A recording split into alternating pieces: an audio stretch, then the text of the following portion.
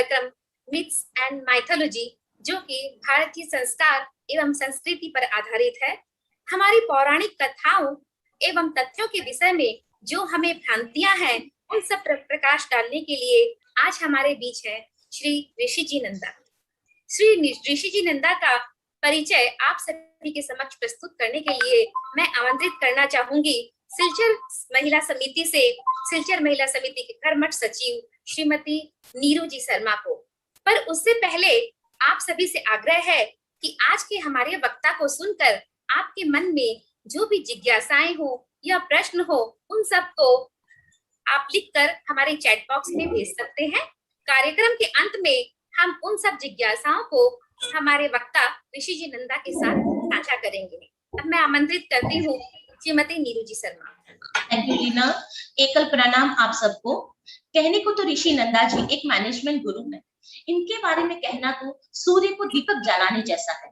आधुनिक शिक्षा पद्धति के अनुसार मैनेजमेंट की पढ़ाई करने के बाद इन्होंने अपनी प्रतिभा के बल पर हमारी सनातन सभ्यता का समावेश कर एक ऐसा पाठ्यक्रम तैयार किया जिसके द्वारा बहुत ही सरल सहज तरीके से जिंदगी में आगे बढ़ने के लिए मार्गदर्शन मिलता है। इसी से संबंधित पुस्तक ब्रेक योर लीडरशिप चक्रव्यूह अपनी साधारणी के साथ प्रकाशित की है। धार्मिक वर्कशॉप में महाभारत से आप कैसे मैनेजमेंट सीख सकते हैं, विष्णु के दशावतार से आपको क्या शिक्षा मिलती है, भगवत गीता से आप प्रमुखता का पाठ कैसे समझ सकते हैं, अपने अंदर के राम को पहचान सकते हैं, इत्यादि इनके मुख्य विषय हैं। व्यापार में सभी तरह की समस्याओं का समाधान बहुत ही सरल तरीके से करने का गुरु मंत्र है आपके पास। Automobile banking, finance services, cement industries, chemicals, engineering, furnitures, NGO, oil and gases, software industries, कुछ भी तो नहीं छूटा है जहां इनका वर्कशॉप ना हुआ हो और विभाग के लोग इसके मार्गदर्शन से लाभान्वित ना हुए। आध्यात्म और आधुनिक विज्ञान शिक्षा का ऐसा समन्वय बहुत ही कम मिलता है। ऐसी विलक्षण प्रतिभा के धनी है श्री ऋषि नंदा जी। धन्यवाद।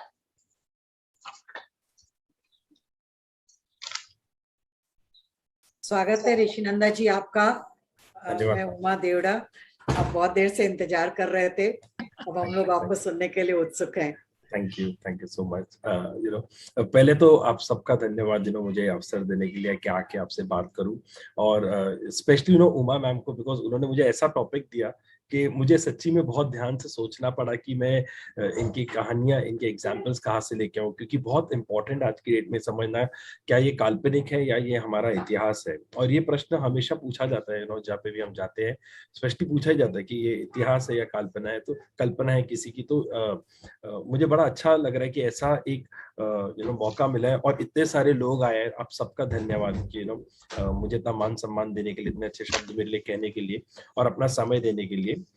तो मैं सेशन ये टॉक चालू करता हूँ। पहले तो मैं आपको थोड़ा एक बैकग्राउंड दे दूं कि मैं क्या करता हूँ, तो क्योंकि ये फिर हमें लिंक मिलेगा कि ये इतना इम्पोर्टेंट क्यों है। ये जो इतिहास है हमारा मेरे लिए। मैं बॉम्बे से हूँ, born and brought up, normal average Indian middle class family से। और जैसे होता है स्कूल कॉलेज पढ़ाई की, सब कुछ खत्म किया, बड़े हो गए, नौकरी मिल गई, फिर शादी हो गई, फिर बच्चे हो गए, वैसे ही जीवन चल रहा था। परंतु जब मेरी बेटी बॉर्न हुई थी 2011 में, और जिस पल मैंने अपनी बच्ची को पकड़ा था, तो मेरे मन में एक विचार आया, और वो पहली बार मेरे मन में ऐसा विचार है कि मैं अपनी बेटी को क्या दे के जा सकता हूँ पैसे के अलावा। तो वो क्वेश्चन, वो जो प्रश्न था मेरे मन में, मुझे बड़ा ही हॉन्ट करता था। कई बार पूछता था, हर बार दिन रात मुझे एक ही प्रश्न मेरे मन में चलता था। और कुछ समय के बाद मेरे मन में आया, मुझे उत्तर मिला मेरे मन से कि मैं उसे विश्वास देना चाहता हूँ कि वो जो भी सोचती है, जो भी स्वप्न देखती है, उसे पूर्ण करने की उसमें वो क्षमता होनी चाहिए। वो she can chase a dream. But problem ये था, अब वो मुझे पूछेगी बड़े होके कि पापा आपने क्या किया, आप तो खुद कॉर्पोरेट में ही हो। तो without having any backup plan मैंने नौकरी छोड़ दी थी, और डेढ़ दो साल मैंने कुछ नहीं किया। और एक दिन मैं भगवत गीता की तरफ अट्रैक्ट हो गया। एक सीडी, भगवत गीता अनूप जलोटा की सीडी, बहुत प्यारी सीडी, उनकी तरफ मैं अट्रैक्ट हो गया, सीडी की तरफ। और मैंने वो एक साल वो सीडी बड़े ध्यान से सुनी, और मुझे एक रात को एक साल के ऐसे आया कि अपने इंडियन एपिक्स या इंडियन मैथोलॉजी या इंडियन एंशिएंट इंडियन हिस्ट्री, जो भी आप कहे, take a deep dive into it. तो मुझे ऐसा लगा कि ये मेरी अंतरात्मा की आवाज है कि अब मुझे जो भारत के इतिहास है, जो महाभारत और रामायण है, मुझे अब उसके अंदर अपने पढ़ना चाहिए। और मुझे लगता है कि मुझे जीवन छोड़ो, मैं शायद मैं अपने आप से मिल लूं अगर मैं रामायण महाभारत पढूं, भगवत गीता पढूं। और फिर मैंने वो पढ़ना शुरू किया और एक आध साल के बाद ऊपर वाले का आशीर्वाद है कि हमें अवसर मिला कि हम कॉर्पोरेट में, स्कूल में, कॉलेजेस में, एनजीओ में, एसोसिएशन में, जिमखानाज में, क्लब्स में जाके हम लोगों ने फिर वो जो स्टोरीज है उनके थ्रू हमने लर्निंग्स को मैं आपको इम्प्लीमेंट किया। रोकना चाह हाँ रही जी, हूँ, आपकी हाँ जी। आवाज बहुत स्लो आ रही है, थोड़ी सी आप वॉल्यूम बढ़ाएंगे अपनी तरफ से? अभी बेटर है मैम? यस यस, हाँ, now it's okay, better. Thank you, thank you. Thank you, thank you ma'am. तो फिर मेरे मन में कि इन कहानियों के द्वारा हम सभी को कुछ ना कुछ सिखा सकते हैं। अब मुझे ऐसा मेरा मानना है, एंड आई एम श्योर आप सबका मानना होगा, हमारे जो पूर्वज थे वो बहुत ही ब्रिलियंट थे, जीनियस थे वो लोग, क्योंकि उनके पास कोई भी पेन ड्राइव नहीं था, डेटा स्टोरेज नहीं था, इंटरनेट नहीं था, क्लाउड नहीं था, कंप्यूटर नहीं था, कुछ भी नहीं था। तो कहानियों के द्वारा उन्होंने हमको सीख दी है कि इन कहानियों के द्वारा हम सीख सकते हैं जो हम अपने बच्चों को सिखा सकते हैं। अभी मैंने एक बहुत अच्छा वो जो आपने वीडियो प्ले किया था, जो टाइम्स नाउ ने, जहाँ पे उन व्यक्ति का इंटरव्यू लिया, तो उन्होंने एक बड़ी अच्छी चीज कही थी जो मुझे लगता है कि आप सब लोग का एक फर्म बिलीफ होगा कि शिक्षा के साथ हमें जो वैल्यूज पे ध्यान देना चाहिए, संस्कार पे ध्यान देना चाहिए। ये आप सबका इतना अच्छा विचार है। मैं एक और चीज इसमें हाईलाइट करना चाहूंगा कि हमारे जो भूतपूर्व अभी late president doctor APJ Abdul Kalam, हम सब बड़े उन्हें, I am sure one of our favourite president, उनका एक फॉर्मूला था और वो हमेशा कहते थे कि अगर भारत को, India as a country wants to grow, the formula for growth is A+B+C। A मतलब आप इकोनॉमिक डेवलपमेंट के बारे बात कीजिए, आप इकोनॉमिक डेवलपमेंट के बारे काम कीजिए। बी मींस कि जो बिलो पॉवर्टी लाइन लोग हैं, आप उनको पॉवर्टी लाइन के ऊपर लेके आइए। ही सेड कि पूरा इंडिया ना सिर्फ ए और बी के बारे में बात करता है, सी के बारे में कोई बात नहीं करता, और वो है संस्कार, वैल्यूज क्या है, हम इंडियंस के एक वैल्यू सिस्टम क्या है कि ये इंडिया को डिफाइन कर सकते हैं। और मुझे ऐसा लगता है, मेरा ऐसा मानना है कि रामायण, महाभारत, भगवत गीता और कोई भी डिफरेंट रिलीजन के भी जो स्क्रिप्चर्स है, जो ग्रंथ है, उनमें उससे अच्छे वैल्यू सिस्टम हमें कहीं नहीं मिलेंगे। अभी आज की टॉपिक इस पे शुरू करते हैं कि ये जो है मिथ है या मिथ वर्सेस मिथोलॉजी। पहले तो मैंने उमा मैम को फोन करके पूछा कि एग्जैक्टली इस पे क्या चाहिए, तो शी सेड के कई बार होता है कि हमें लगता है, और हमें इन द सेंस कि कई जो यंगस्टर्स होते हैं कि उन्हें लगता है कि मिथोलॉजी है। ओके, और मैं कॉलेजेस भी करता हूँ, मैं बच्चों के साथ भी हम लोग प्रोग्राम्स करते हैं, बच्चों को भी हम सिखाते हैं। मैं इस पे थोड़ा एक अपना एक्सपीरियंस आपसे शेयर करना चाहूंगा बिफोर वी मूव अहेड। अगर आप देखेंगे इंडिया एज अ कंट्री का ना एक बहुत ही पर्टिकुलर, हर जनरेशन का ना एक ट्रांजिशन हुआ है। जो सबसे ज्यादा नॉलेज थी हमारे लेट्स से इतिहास के बारे में, महाभारत या रामायण के बारे स्पेसिफिकली, वो मेरे ग्रेट ग्रैंडफादर के पास थी। सबसे ज्यादा नॉलेज उनके पास थी, उनके फादर ने उनको दे दी। अब मेरे ग्रैंडफादर को नॉलेज आ गई, क्योंकि मेरे ग्रेट ग्रैंडफादर का बहुत टाइम था, तभी व्हाट्सएप नहीं था, सोशल मीडिया नहीं था, तो वो उनको नॉलेज शेयर करते थे। अब मेरे ग्रैंडफादर की एज, हम सब के जो हो सकता है आपके फादर की एज पे, उस टाइम पे पार्टीशन हो गया। अब जब पार्टीशन हुआ ना, सर्वाइवल बिकेम द की। वो टाइम पे उनके पास समय नहीं था कि अपने बच्चों को बैठ के और रामायण या महाभारत के बारे में बताए, क्योंकि उनको सर्वाइव करना इंपॉर्टेंट हो गया था पार्टीशन में। अब मेरे फादर की जनरेशन, उनके लिए existence became a problem, survival, क्योंकि काम करना पड़ता था, पैसे कमाने पड़ते थे। India was struggling through partition, then through the China war, then the Pakistan war, emergency, इतनी सारी तकलीफ आई। अब उनके पास टाइम नहीं था वो ज्ञान प्राप्त करने का। अब हमारी जनरेशन आई 80s की, we are the most blessed generation. हमको ना वॉर के बारे पता है, ना इमरजेंसी के, हमको कुछ भी नहीं पता है। अब हमने फिर B.R. चोपड़ा साहब ने महाभारत दिखाई। एक मिनट, वापस आपको टोक रही हूँ, सॉरी टू से। नो इट्स ओके आप मैम। थोड़ा सा मतलब वॉल्यूम अपने लैपटॉप पर फुल है मैम। फुल है क्या? बाकियों को भी आ रही है तकलीफ? हाँ, वही कंप्लेन, मतलब एक दो जन ने ऐसे अच्छा, लिखा है, तो मैं थोड़ा और जोर से बोल लेता हूँ। आई होप ये ठीक है ना? हाँ, ठीक है। Okay sir. तो फिर अभी हमारी Thank you. Generation I, welcome ma'am, अभी हमारी जनरेशन आई। अब हमारी जनरेशन को B.R. चोपड़ा साहब ने, रामानंद सागर ने रामायण महाभारत बता दी। अब हमारे मन में प्रश्न आए, हमने अपने पिताजी को पूछा। अब पिताजी के पास समय नहीं था दादाजी से पूछने का, तो पिताजी ने बोला बेटा रहने देना, देखना अच्छा चल रहा है, कितना अच्छा बताया B.R. चोपड़ा ने। अब हमारे मन में जो क्वेश्चन है उसके आंसर्स नहीं मिले। अब जो हमारी बात की जो जनरेशन है, हमारे बच्चों की, अब उनके क्वेश्चंस का आंसर तो किसी के पास होता ही नहीं है। मैं स्कूल भी करता हूँ, मैं कॉलेजेस भी करता हूँ, और मैं आपको जेन्युइनली कह रहा हूँ, भारत के बच्चों को अच्छी लगती है ये कथा, भारत के बच्चों को जानना है महाभारत रामायण क्या है, उनके मन में सिर्फ प्रश्न है, और उनके प्रश्नों का जब उन्हें उत्तर नहीं मिलता है, और अगर उन्हीं के माँ बाप कहते थे छोड़ना देखना तू, तो उनका इंटरेस्ट चला जाता है। तो ऐसा अब हम ही ने हमारे शब्दों के साथ ये ना हमने इनको डिस्कार्ड कर दिया है ये कह के कि ये मिथोलॉजी है। अब फर्स्ट हम समझते हैं कि मिथ या मिथोलॉजी ये क्या है। मैं कभी भी जब भी कोई टॉक करता हूं मैं हमेशा लोगों को पूछता हूं कि आपके ख्याल से क्या है महाभारत रामायण, क्या है, क्या ये काल्पनिक है या फिर ये इतिहास है। और कई जगहों पे ये 50-50 हो जाता है, या कई जगहों पे 80% कहते हैं कि ये मिथ है, 20% कहते हैं रियलिटी है। बट आज तक कभी ऐसा नहीं हुआ कि 100% लोगों ने बोला होगा कि नहीं यही भारत का इतिहास है। ये मुझे आज तक कभी ऐसा नहीं हुआ। एंड भगवान का आशीर्वाद है, मैंने 1000 के ऊपर सेशन दिए हैं, मैं भारत के 50 शहरों में फिजिकली ट्रैवल करके मैंने सेशन लिए, 25,000 लोगों से मैंने इंटरेक्ट किया है, परंतु किसी का ना किसी के मन में क्वेश्चन हमेशा ही आता है क्या ये इतिहास है या ये मिथ है। अभी आज का जो टॉक है ना, ये मैंने अपने हिसाब से एक स्ट्रक्चर वे में इसको बनाया है ये शो करने के लिए कि एंड में आप डिसाइड कीजिए। मैं नहीं कहूंगा कि इतिहास है या मिथ है, एंड में आप डिसाइड कीजिए। परंतु आप जब सुन रहे हैं, जो देख रहे हैं, सिर्फ खुले मन से आप इसको प्लीज जो इन्फॉर्मेशन को रिसीव कीजिए और बाद में आप प्रोसेस कीजिए, फिर आपकी मर्जी। अब पहले देखते हैं मिथ और माइथोलॉजी, ये दो शब्दों का क्या डिफरेंस है। अगर आप डेफिनेशन वाइज जाएंगे, मिथ मतलब झूठ, वो कुछ भी हो सकता है, कुछ भी हो सकता है। अगर मैं कहूंगा अरे मुझे पता है कोई मार्स में गया था, अब ये मिथ है, ये झूठ है। माइथोलॉजी का जो होता है, माइथोलॉजी का जो होता है कि वो एक ही रिलीजन के हिसाब से जो कहानियां होती हैं उनको माइथोलॉजी में क्लासिफाई किया जाता है। अब ये ग्रे एरिया में चला जाता है, ये रियलिटी भी हो सकती है, ये मिथ भी हो सकता है। इसके लिए रोमन माइथोलॉजी है, ग्रीक माइथोलॉजी और इंडियन माइथोलॉजी में इसको क्लासिफाई किया जाता है। अब इंडियन माइथोलॉजी में सिर्फ इंडियन जो हमारे पूर्वज है उनकी कहानियां होगी, रोमन और ग्रीक की नहीं होगी। तो जो एक रिलीजन के हिसाब से है, जो एक कम्युनिटी के हिसाब से, उनको उन कहानियों को जब हम क्लब करते हैं तो उसे माइथोलॉजी कहते हैं। सेकंड, अभी एक क्वेश्चन, आप प्लीज मुझे इसका रिप्लाई ना चैट बॉक्स में दीजिए। आप प्लीज, मैं हर एक से रिक्वेस्ट करता हूं कि प्लीज चैट बॉक्स में मुझे इसका रिप्लाई दीजिए। कौन है ये? आप क्या ये व्यक्ति का नाम जानते हैं? Can you please chat box में मुझे प्लीज इसका रिप्लाई दीजिए।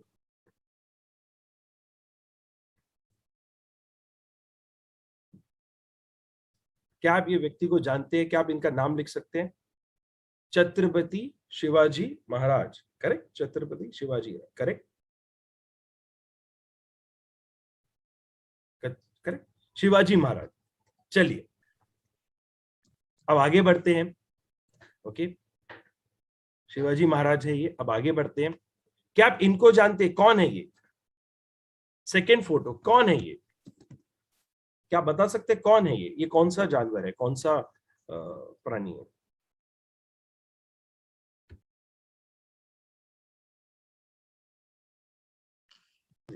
Dinosaur, correct? डायनोसर है ये।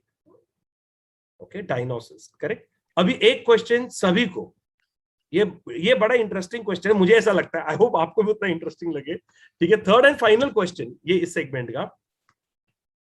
आपको कैसे पता चला कि ये शिवाजी महाराज है, या आपको कैसे पता चला कि ये डायनोसर है? डायनोसर आपको कैसे पता? कोई भी मुझे बता सकते हैं। अगर if you want to share your answer, आप हैंड रेज करके अनम्यूट करके बोलिए। आपने रेड समवेयर, करेक्ट, एक्सीलेंट। आपने कोई ना कोई किताब में पढ़ा है इनके बारे, आपने स्कूल में जाके पढ़ा है, आपने पिक्चरें देखी है इनके बारे। हमको जनरेशन से बताया गया है कि शिवाजी महाराज थे, मुगलों के खिलाफ उन्होंने युद्ध किया। ओके, हमको उनके बारे बहुत सारी बातें बताई गई है, हमने स्टोरीज में पढ़ा है, मूवीज में देखा है। अच्छा, क्या आपको लगता है शिवाजी महाराज रियल कैरेक्टर थे या वो एक मिथ है? क्या वो रियल है, डायनासोर रियल में थे, या शिवाजी महाराज रियल में थे, या आपको लगता है कि वो भी मिथ है? करेक्ट, रियल है, obviously real, correct. I totally agree with you ma'am, obviously real.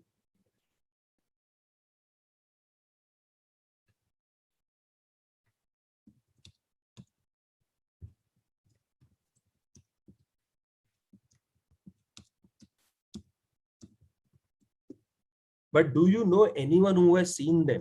कि वो कहेंगे मेरे पूर्वजों ने देखा है, मेरी फोटो है उनके साथ, मेरे पिताजी उनके साथ खड़े थे, उनकी पेंटिंग है। कभी आपने कभी ऐसा देखा है? नहीं, बट हम मानते हैं, और सही में obviously there is no question about it, कि शिवाजी महाराज हमारे हिस्ट्री के one of the most amazing warriors थे। तो एक क्वेश्चन, अगर हमें एक किताब कहती है कि शिवाजी महाराज थे, एक किताब कहती है कि डायनासोर थे, तो दूसरी किताब अगर जो कहती है कि भगवान शिव है, भगवान कृष्ण है, भगवान विष्णु है, वो किताब गलत कैसी हो सकती है? फिर हम ऐसे कैसे कह सकते कि एक किताब पे भरोसा है, दूसरी किताब पे हमें भरोसा नहीं है? हमें ऐसे कैसे हम कर सकते हैं? या तो हमें किताबों पे भरोसा होना चाहिए या नहीं होना चाहिए। 500 सालों के बाद आप और मैं भी मिथ्या हो जाएंगे। 500 सालों के बाद गांधी जी को भी लोग पूछेंगे कि क्या गांधी जी थे? हम उन्हें कैसे याद रखते हैं? हम उनके किताबों के द्वारा उन्हें याद रखते हैं, हम स्टैचूज के द्वारा उनको याद रखते हैं, हम रिचुअल्स के द्वारा हम उनको याद रखते हैं। ये 3 चीज है जिसके द्वारा हम उनको याद रखते हैं, कोई भी हो पूर्वज। वैसे ही अगर आप देखेंगे, ये तो भी ओपनिंग है सिर्फ के एक बुक अगर सही है तो दूसरी बुक कैसे गलत हो सकती है, एक रिचुअल्स अगर सही है तो दूसरे हम हमारे कैसे गलत हो सकते हैं। करेक्ट? तो अभी इसके ऊपर हम ये और थोड़ा डिटेल में चलते हैं। पहले तो ये आई एम श्योर आप सबको मालूम होगा, बट फिर भी क्योंकि मैं एक टॉक कर रहा हूं, एक सीरीज है टॉक का, तो उस पर मैं क्लेरिफाई करना चाहूंगा कि हिंदू करके एक्चुअली तो कोई रिलीजन है ही नहीं, कोई ऐसा रिलीजन ही नहीं है हिंदुइज्म, कोई भी ऐसा रिलीजन नहीं है। इसमें अब 2 चीज आती है, बहुत इंटरेस्टिंग पॉइंट्स आते हैं। पहले जो रिलीजन जिसको हम कहते हैं बाय द वे, वो सनातन धर्म है। मैं भारत को इंटरनेशनल लेवल पे भी रिप्रेजेंट करता हूँ इंटरफेथ रिलीजियस टॉक पे, और मैं हमेशा वहां पे एक पॉइंट बोलता हूँ कि आई एम रिप्रेजेंटिंग सनातन धर्म, पॉपुलरली कॉल्ड एज हिंदुइज्म। अभी आप हिंदुइज्म कह रहे हो, मैं अपने आप को हिंदू नहीं कहता हूँ, मैं तो सनातन धर्म को फॉलो करता हूँ। अब नाउ लेट्स अंडरस्टैंड ये हिंदू शब्द कहां से आया फिर। अब यहाँ पे एक्चुअली पहले एक नदी थी इंडस करके, वहां पे जो नॉर्थ वेस्ट इंडिया और पाकिस्तान के वहां से जाती है। अब वहां पे पर्शियंस आए थे, अब उनको सिंधु कहने को हो नहीं रहा था। अब जब भी कोई फॉरेनर आता, उनको हमारे वर्ड्स, हमारी लैंग्वेज, हमारे नाम थोड़े प्रोनाउंस करने में अजीब गलती होती है, और हमसे भी होती है। If I go to Australia और न्यूजीलैंड और मेक्सिको, तो मुझे भी वहां पे गलती हो सकती है। तो वो जो आए, उन्होंने सिंधु नहीं कह पाए, उनके मुंह से हिंदू निकला, और फिर जब वो लोग वापस ट्रैवल करना शुरू हो गए तो उन्होंने पॉपुलराइज कर दिया हिंदू करके। So it was only because of the traveling and the mispronunciation of Persians that we are called Hindu and not Sindhu. अगर नाम सिंधु होते। अब मैंने आपको कहा कि सनातन धर्म ओल्डेस्ट रिलीजन ऑन अर्थ। पहले तो आता है क्या ये रिलीजन है, पहले हमें ये समझना होगा इसके पीछे की साइंस क्या है। और इतने वर्षों में कई लोगों ने कभी सनातन धर्म को अलग अलग तरीकों से क्या कहते हैं कॉन्कर करने की कोशिश की, इतने सारे सदियों में इतने सारे चैलेंजेस आए, फिर भी ये थर्ड मोस्ट फॉलोड रिलीजन है पूरे वर्ल्ड में। तो ऐसा क्या है इस रिलीजन में, ऐसा क्या है हमारे सनातन धर्म में, अब उसको समझते हैं। पहले तो सनातन धर्म ना एक बहुत ही ब्यूटीफुल कॉन्सेप्ट है, जहाँ पे आप देखेंगे ना कि अभी आपके मास्टर जी ने बहुत अच्छी बात कही थी, उन्होंने बहुत अच्छी बात कही थी। उन्होंने कहा कि जब कोई बच्चा अपने पिता या माता के पैर छूता है, वो उसको क्रिश्चियन या हम इस्लामिक या हिंदू नहीं कहते, वो बच्चा अपने माता पिता का आशीर्वाद लेना चाहता है। करेक्ट, उन्होंने बात कही। फिर उन्होंने एक और चीज बड़ी अच्छी कही कि जब कोई विद्या पाता है तो सरस्वती माता का वरदान है। करेक्ट। अभी आए ना, आप बड़े ध्यान से देखना कि हमारे जो हिंदुइज्म है वो कैसे है। हमारे यहाँ पे प्रकृति ही भगवान है, सूर्य देवता है, चंद्र देवता है, लक्ष्मी माता है, अन्नपूर्णा है, या कोई भी अगर आप देवी देवता को देखेंगे तो उनके जो वाहन है वो भी एनिमल्स के फॉर्म में होते हैं। कभी किसी के काव है, कभी किसी के पास शेर है, कभी किसी के पास डॉग है, अलग अलग का। तो जो पूरी प्रकृति है ना, उसी को भगवान का दर्जा दिया जाता है, क्योंकि हमारे लिए प्रकृति भगवान है। जब तक प्रकृति है तब तक हम लोग हैं। अगर आप ध्यान से देखिए, हर एक चीज, जो भी चीज आप सोचेंगे ना, अभी उनका किधर ना किधर गॉड निकलेगा। अच्छा, एक पॉइंट मैं इस पे क्लेरिफाई करना चाहूंगा। अभी रिसेंटली हमने वो ऐड भी किया था उसमें कि कई लोगों को लगता है, और ये ना यंगस्टर्स को स्पेशली लगता है जब हम ट्रैवल करते हैं, कि हिंदुइज्म में ना 33 करोड़ भगवान है। ऐसा नहीं है। ओके, वो 33 कोटि है, 33 करोड़ नहीं है। वो मेरी अंडरस्टैंडिंग प्रॉब्लम है। दे मीन 33 गॉड्स आते हैं। ओके, 12 आदित्य, 11 रुद्र, 8 वासु और 2 अश्विन ब्रदर, इनको 33 कोटि कहा जाता है कि ये लोग मेन गॉड है। 33 करोड़ नहीं है, मतलब क्योंकि कई बार इसका फिर मजाक उड़ाया जाता है। और मतलब जैसे एक बार ट्रैवल कर रहा था, किसी ने मुझे ऐसे पूछा, मतलब आउट ऑफ इंक्विजिटिवनेस पूछा, तुम लोग के रिलीजन में इतने भगवान क्यों है? मतलब कितने भगवान है? 33 करोड़, इतना तो कई कई कंट्री की पॉपुलेशन भी नहीं है। मतलब पॉइंट आपका राइट है, बट इतने भगवान भी नहीं है। It is because of my ignorance, it is because of my language problem, that is the reason. So there are 33 gods, 12 Aditya, 11 Rudra, 8 Vasu और 2 अश्विन। ये है सनातन धर्म। और इसके अंदर आप देखेंगे हमें यहाँ पे सनातन धर्म में जो सिखाया जाता है वो सत्य की खोज सिखाई जाती है, और हर एक का सत्य अलग होता है। ये अभी हम और डिटेल में समझेंगे, पर यहाँ पे हमें जो बचपन पे सिखाया जाता है सत्य की खोज बताया जाता है। ये है असल में सनातन धर्म, कि हम अपना अपना रास्ता खुद ढूंढे, परंतु अंत में हम सब परमेश्वर के पास ही जाने वाले हैं। अब जैसे मैं जीता हूं वो मेरा रिलीजन है। इनफैक्ट आई एम श्योर आप आपने आसपास भी देखा होगा कि कोई बच्चे होते हैं या कोई परिवार होता है, वो दिवाली सेलिब्रेट करता है, कोई होता है जो नहीं करता है, कोई भगवान में यकीन करता है, कोई भगवान में नहीं यकीन करता है, और कोई भी गलत नहीं है, वो उसका सत्य है, वो उसका जीवन है, जो वो सोचते हैं वो कर सकते हैं। ये सनातन धर्म में हम लोग को ये प्रिविलेज मिला जाता है कि जरूरी नहीं है कि आपको इसमें ही यकीन करना है, आप अपना सत्य खुद ढूंढो। मैं आपको ऑनेस्टली बोलूं कि पहले है ना, मैं अपने आप को माइथोलॉजिस्ट कहता था। मैं जेन्युइन नहीं कहूंगा, 3-4 साल पहले तक मैं अपने आप को माइथोलॉजिस्ट कहता था। तब एक गुरुजी का मुझे फोन आया, इस्कॉन के गुरुजी यूएस में है, विदुर प्रिया, प्रभु विदुर प्रिया। उनका मुझे कॉल आया और बोला कि बेटा तुम अपने आप को माइथोलॉजिस्ट क्यों कहते हो? क्या तुम्हें लगता है कि भगवान राम, भगवान कृष्ण मिथ है? मैंने नहीं, मेरा तो बिलीफ है। बोलता अरे तुम्हारा बिलीफ और तुम माइथोलॉजी कहते हो? मैंने मुझे और कोई वर्ड समझ में नहीं आता प्रभु जी कि मैं लोगों को कैसे समझाऊं, मैं क्या करता हूँ। फिर उन्होंने मुझे कहा कि तुम अपने आप को स्पिरिचुअलिस्ट बोलो। ओके, और मेरा गुरुजी स्पिरिचुअलिस्ट का क्या मतलब, मैं तो मतलब ज्यादा योगा मेडिटेशन ये सब नहीं सीखा, तुम अभी मैं मतलब उनको ये कहा। बोलता नहीं बेटा, स्पिरिचुअलिटी मीन्स कि तुम आत्मा को शुद्ध करने की कोशिश करते हो, जो भगवान राम, भगवान कृष्ण और बाकी जो देवी देवता ने हमको ज्ञान दिया है, और उसके कारण मेरी जब आत्मा शुद्ध होती है तब मैं अपने आप से मिलता हूँ, और जब मैं अपने आप से मिलता हूँ तब जाके मैं परमात्मा से मिलता हूँ। तो तुम अपने आप को स्पिरिचुअलिस्ट कहो, माइथोलॉजिस्ट मत कहो। आप मानो नहीं मानो। और प्रभु जी ने जब मुझे कहा, मैंने नहीं, अच्छा मैं सोचता हूँ, मैं बताता हूँ। मैं 6 महीने तक तो नाम चेंज करने को रेडी नहीं था। फिर उन्होंने एक दिन मुझे वापस कॉल किया, बेटा मेरे बोलने पे 3 महीने के लिए अपना ये नाम ना जो ब्रांडिंग है चेंज कर। मैंने चेंज किया। फिर अभी बड़े गुरुजी कह रहे तो मैंने मान के देखते हैं। मानो नहीं मानो, जिंदगी जीवन ही पूरा बदल गया और अच्छा हो गया। और फिर उन्होंने मुझे कॉल करके कहा कि जब तक तू खुद अपने आप को नोइंगली अननोइंगली इसे माइथोलॉजी कहेगा ना, तो कन्विक्शन से लोगों तक पहुंचेगा नहीं। ये पॉइंट इसके लिए इंपॉर्टेंट है कि या तो अब यकीन करो या मत करो, और बीच में 50-50 is a problem over there.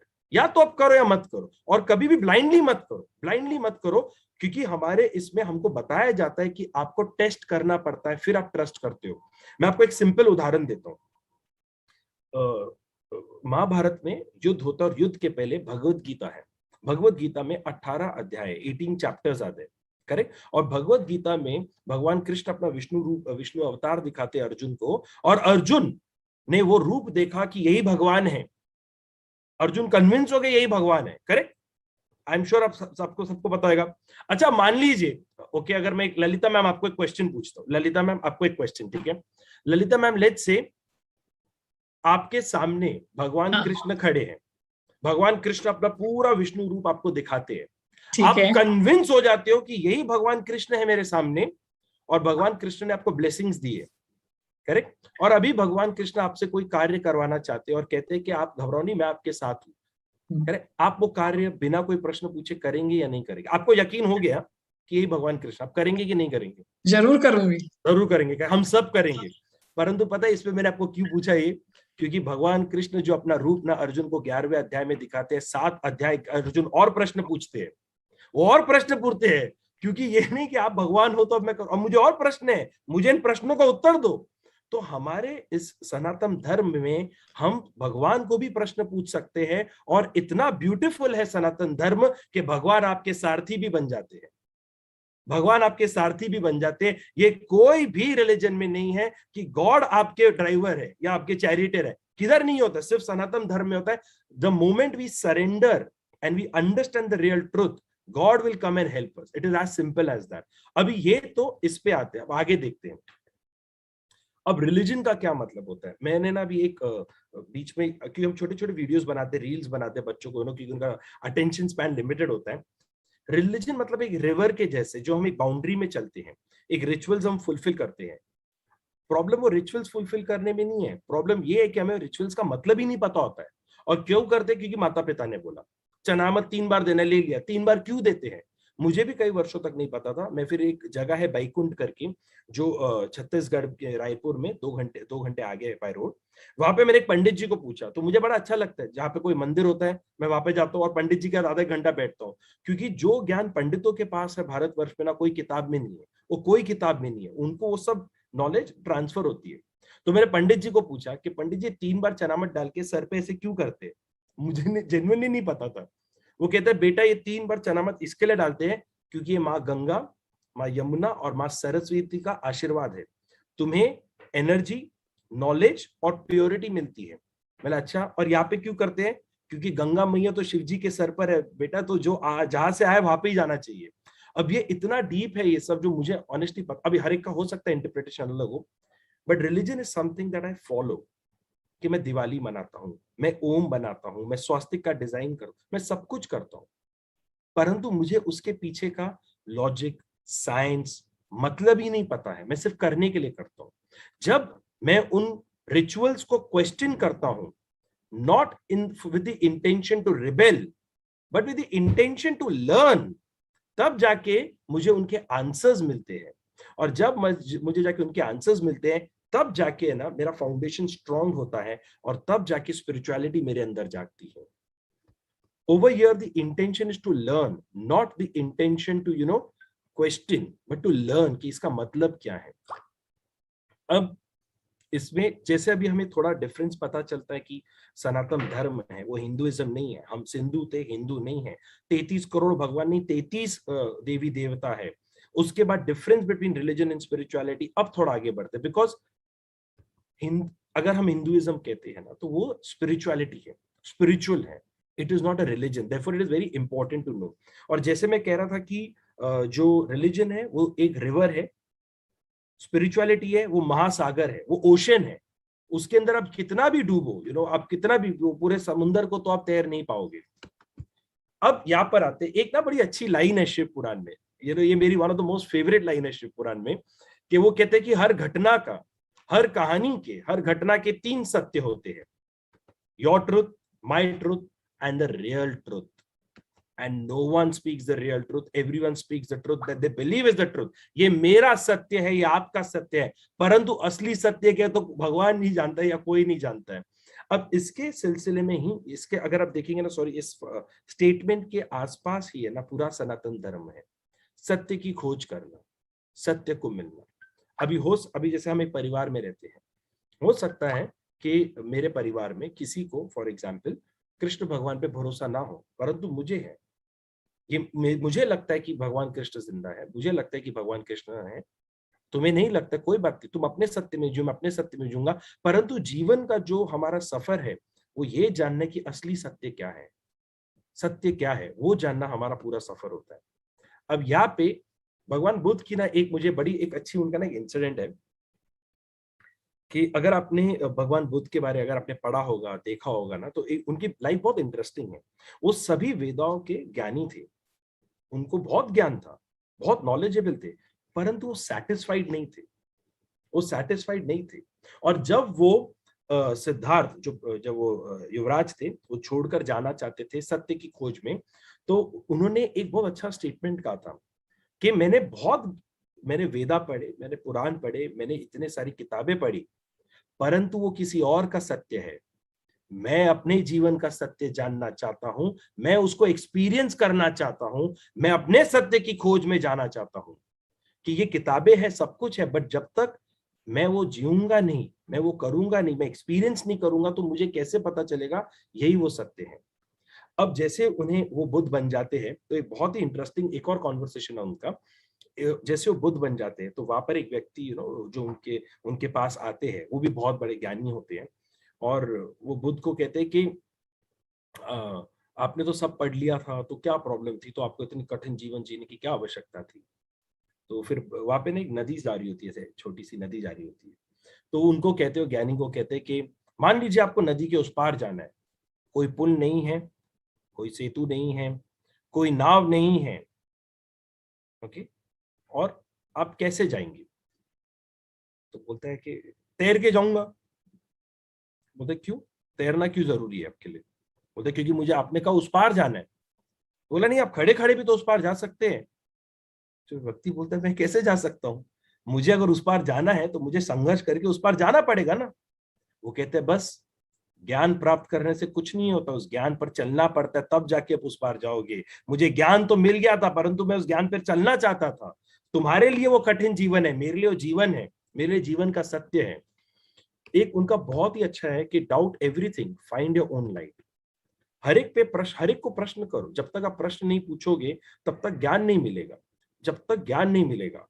अब इसमें मुझे इतना अच्छा लगता है ना कि कई लोग पूछते हैं कि भगवान ज्ञान क्यों नहीं देते, अपने आप आके दे देना, मतलब क्यों नहीं देते? अगर भगवान है तो हमें आके ज्ञान दे दे, क्यों नहीं देते? तो मैं उन्हें बड़ा एक उदाहरण देता हूँ कि भगवान कृष्ण और उनके शिष्य अर्जुन भाई थे। अर्जुन जो थे वो भगवान कृष्ण के जीजाजी भी थे, पूरा जीवन उन्होंने साथ में बिताया। भगवान कृष्ण ने कभी भी उन्हें गीता का ज्ञान नहीं दिया जब तक अर्जुन ने वो ज्ञान मांगा नहीं। जब तक तुम ज्ञान मांगोगे नहीं, तुम्हें ज्ञान मिलेगा ही नहीं। भगवत गीता तो हर घर में है। मेरे दादाजी कहते थे तुम बेटा भगवत गीता को नहीं पढ़ोगे, भगवत गीता तुम्हें जिस दिन अट्रैक्ट करेगी, जिस दिन तुम रेडी हो गया उस दिन पढ़ोगे, वरना हर एक के घर में भगवत गीता होती है बट कोई पढ़ता नहीं है। तो इसी में यहाँ पर भी है ना, जैसे मैं कहूंगा कि जब तक आप क्वेश्चन नहीं पूछोगे, you will never be ready to gain that knowledge, you will be never be ready to gain that knowledge. अगर बट क्या होता है कि मैं ये जितने भी, आई एम श्योर सब माता पिता चाहते हैं कि उनके बच्चों में संस्कार आए, ऐसा कोई माता पिता पूरी दुनिया में नहीं होगा जो नहीं चाहता होगा। पर मेरा एक सजेशन है, हो सकता है कि आपके बच्चे ने आपको एक क्वेश्चन पूछा है, क्योंकि अभी लेजेंड ऑफ हनुमान भी आता है, बहुत अच्छा एनिमेटेड सीरीज है, वो मेरे बच्चे भी देखते हैं। वो आपको क्वेश्चन पूछे, हो सकता है आपके उसका आंसर नहीं हो। मेरा सजेशन है कुछ भी हो उस क्वेश्चन को इग्नोर नहीं करना। आज की डेट में आपके पास मोबाइल फोन है, एक्सेसिबल है, the knowledge is accessible to you. उस क्वेश्चन का आंसर ढूंढ के दे देना, क्योंकि अगर आप एक क्वेश्चन को इग्नोर करोगे ना, बेटा आपको क्वेश्चन पूछना ही इग्नोर कर देगा और फिर ये डाइल्यूट हो जाता है। तो somewhere you have to take that, a bit responsibility to find that question, sit with your children and share. अच्छा, अभी एक क्वेश्चन आता है कि धर्म क्या है। अब अनफॉर्चुनेटली ये जो शब्द है धर्म, सो ललिता मैम से इसके चिल्ड्रन आस्क सच एब्सर्ड क्वेश्चन। वो एब्सर्ड मैम तब तक रहेगा जब तक हम उन्हें सही आंसर नहीं देते, टू बी ऑनेस्ट। मैं आपको दूंगा मैम एक क्वेश्चन, मैं आपको बताता हूँ जो मुझे कॉलेज में पूछा गया था।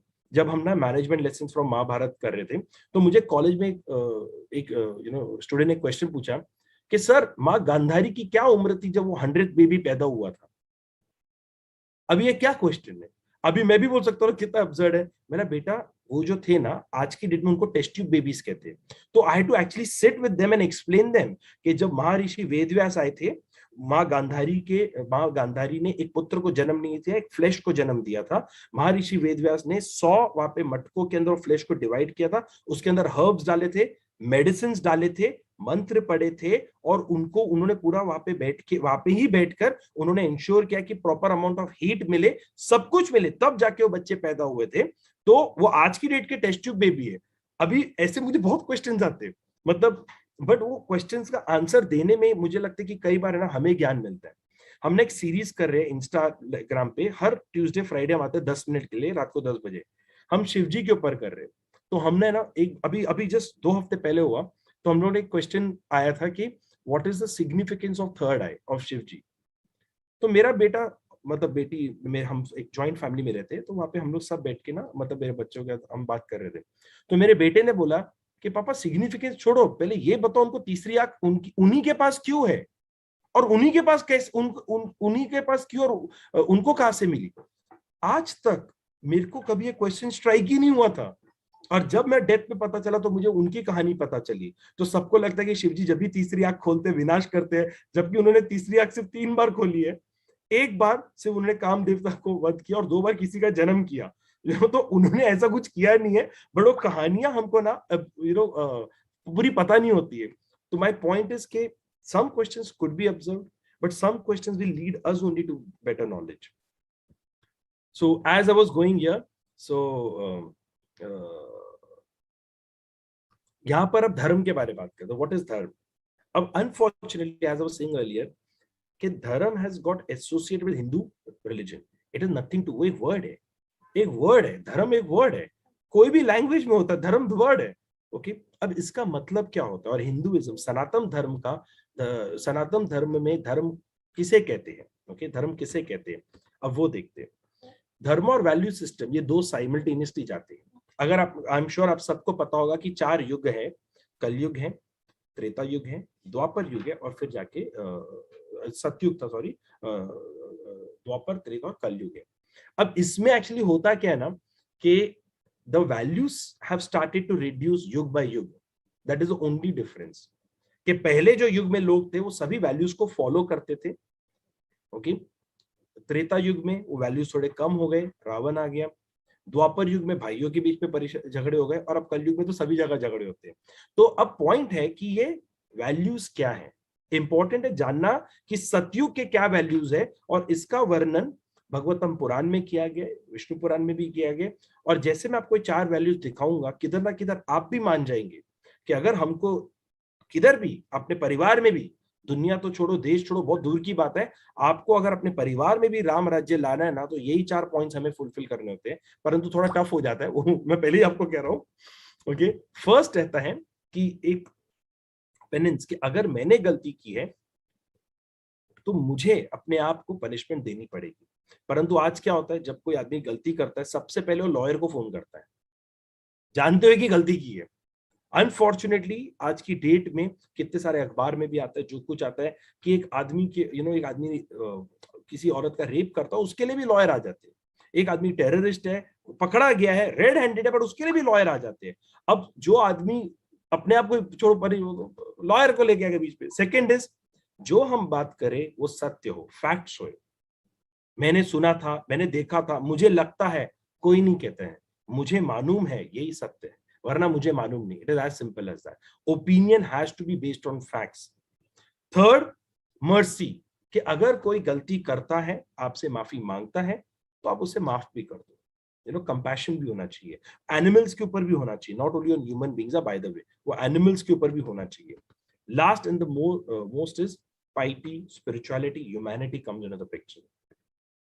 कभी भी अगर हम डिसीजन लेने में, अगर हम एक डिलेमा में आते हैं कि क्या करना चाहिए, हमें सिर्फ यही सोचना चाहिए कि क्या सही होगा समाज के लिए, और वही डिसीजन सबसे अच्छा होता है.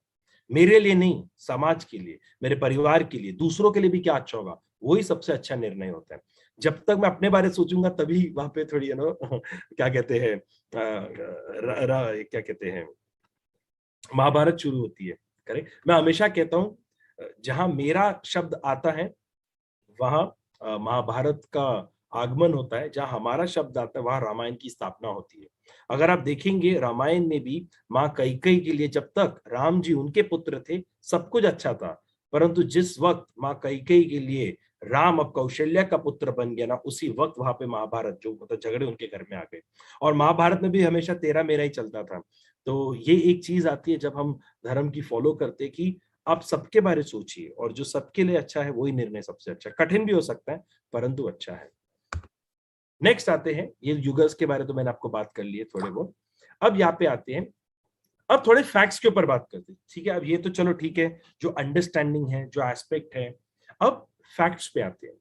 जब मैंने आपको पहले पूछा था कि आप अगर शिवाजी की किताब को यकीन करते हो, तो आप बाकी किताबों पे क्यों नहीं यकीन करते हो. और कई लोग कहते हैं कि हमें क्या पता वो किताब असली में है कि नहीं है. चलो, वो बात भी राइट है. अब उसको भी एक थोड़ा ना, क्योंकि आज के में हर एक को प्रूफ चाहिए होता है. जब तक प्रूफ नहीं आता ना, लोगों को यकीन नहीं होता है. आज की डेट में भक्ति से ज्यादा क्या कहते हैं, शक्ति काम आती है.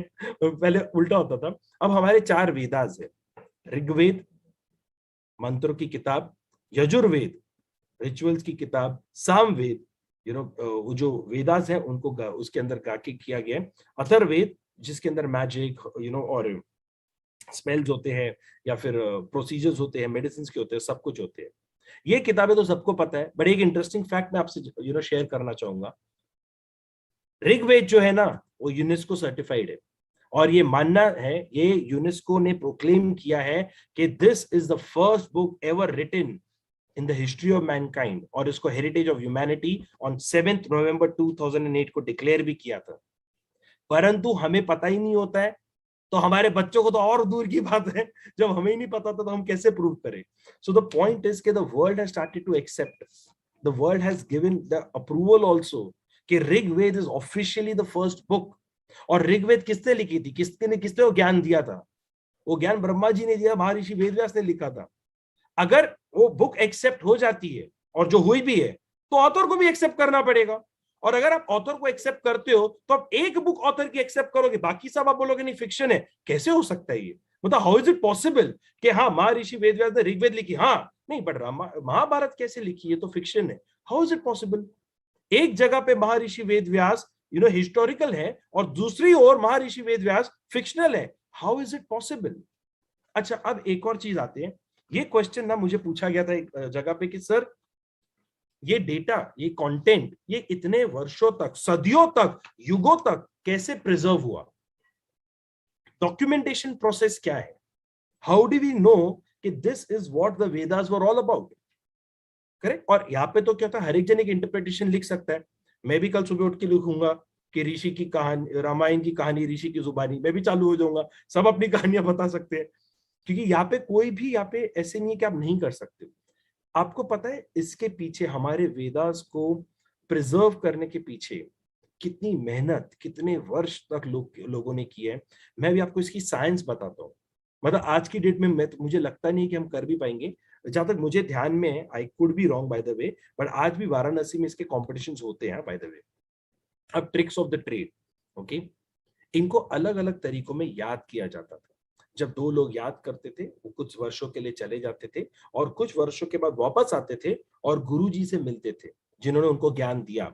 और फिर गुरुजी कहते थे हाँ ये करेक्ट है, ये रॉन्ग है। अब जो करेक्ट है वो आगे जाके सिखाता था, फिर वो और लोगों को सिखाता था, कुछ वर्षों तक सिखाते थे कुछ लोग, फिर कुछ वर्षों का 2 डिसाइपल, 3 डिसाइपल, 10 डिसाइपल्स अलग अलग राह पे जाते थे, वापस आते थे। अब उनको सिखाया कैसे जाता था, ये जरा अभी आप एग्जाम्पल जरा स्क्रीन पे देखना, बड़ा इंटरेस्टिंग एग्जाम्पल है यहाँ पे।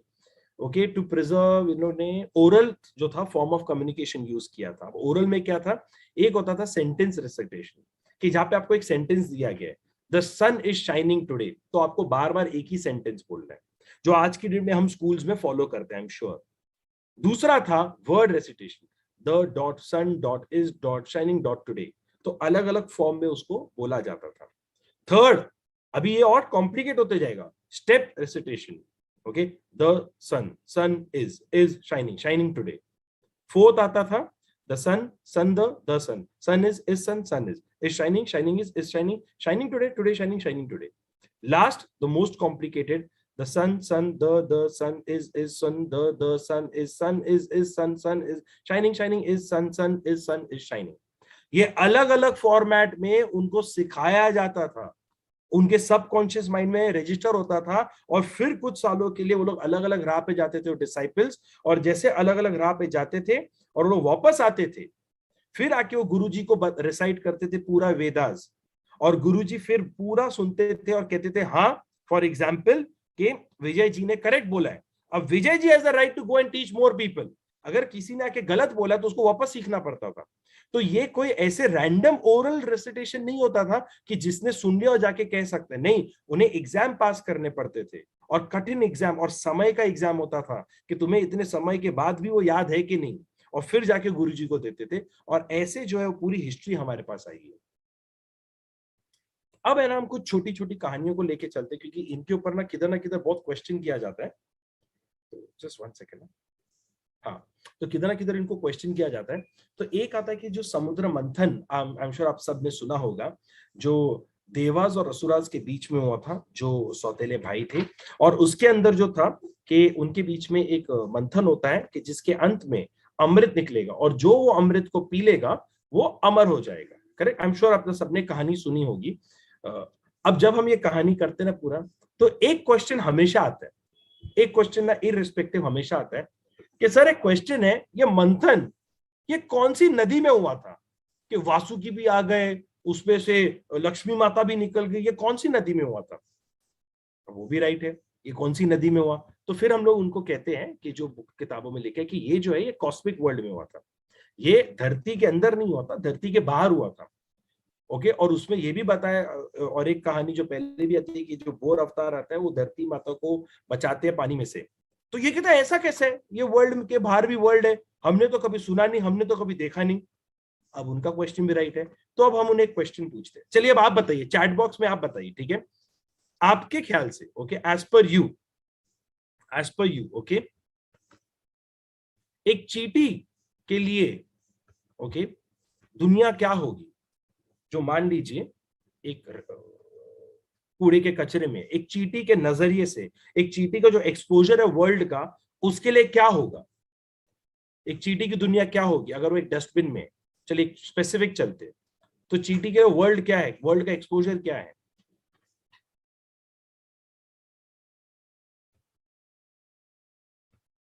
क्या चींटी को, that dustbin, correct, dustbin is a world, excellent excellent, dustbin is the world. Next, एक बंदर जो जंगल में है, उसके लिए वर्ल्ड क्या होगा? एक बंदर जो जंगल में है, फॉरेस्ट, वो जंगल ही उसका वर्ल्ड है। Excellent point, very nice. Third, okay, एक शार्क या फिश जो एक ओशन में है, उसके लिए वर्ल्ड क्या होगा?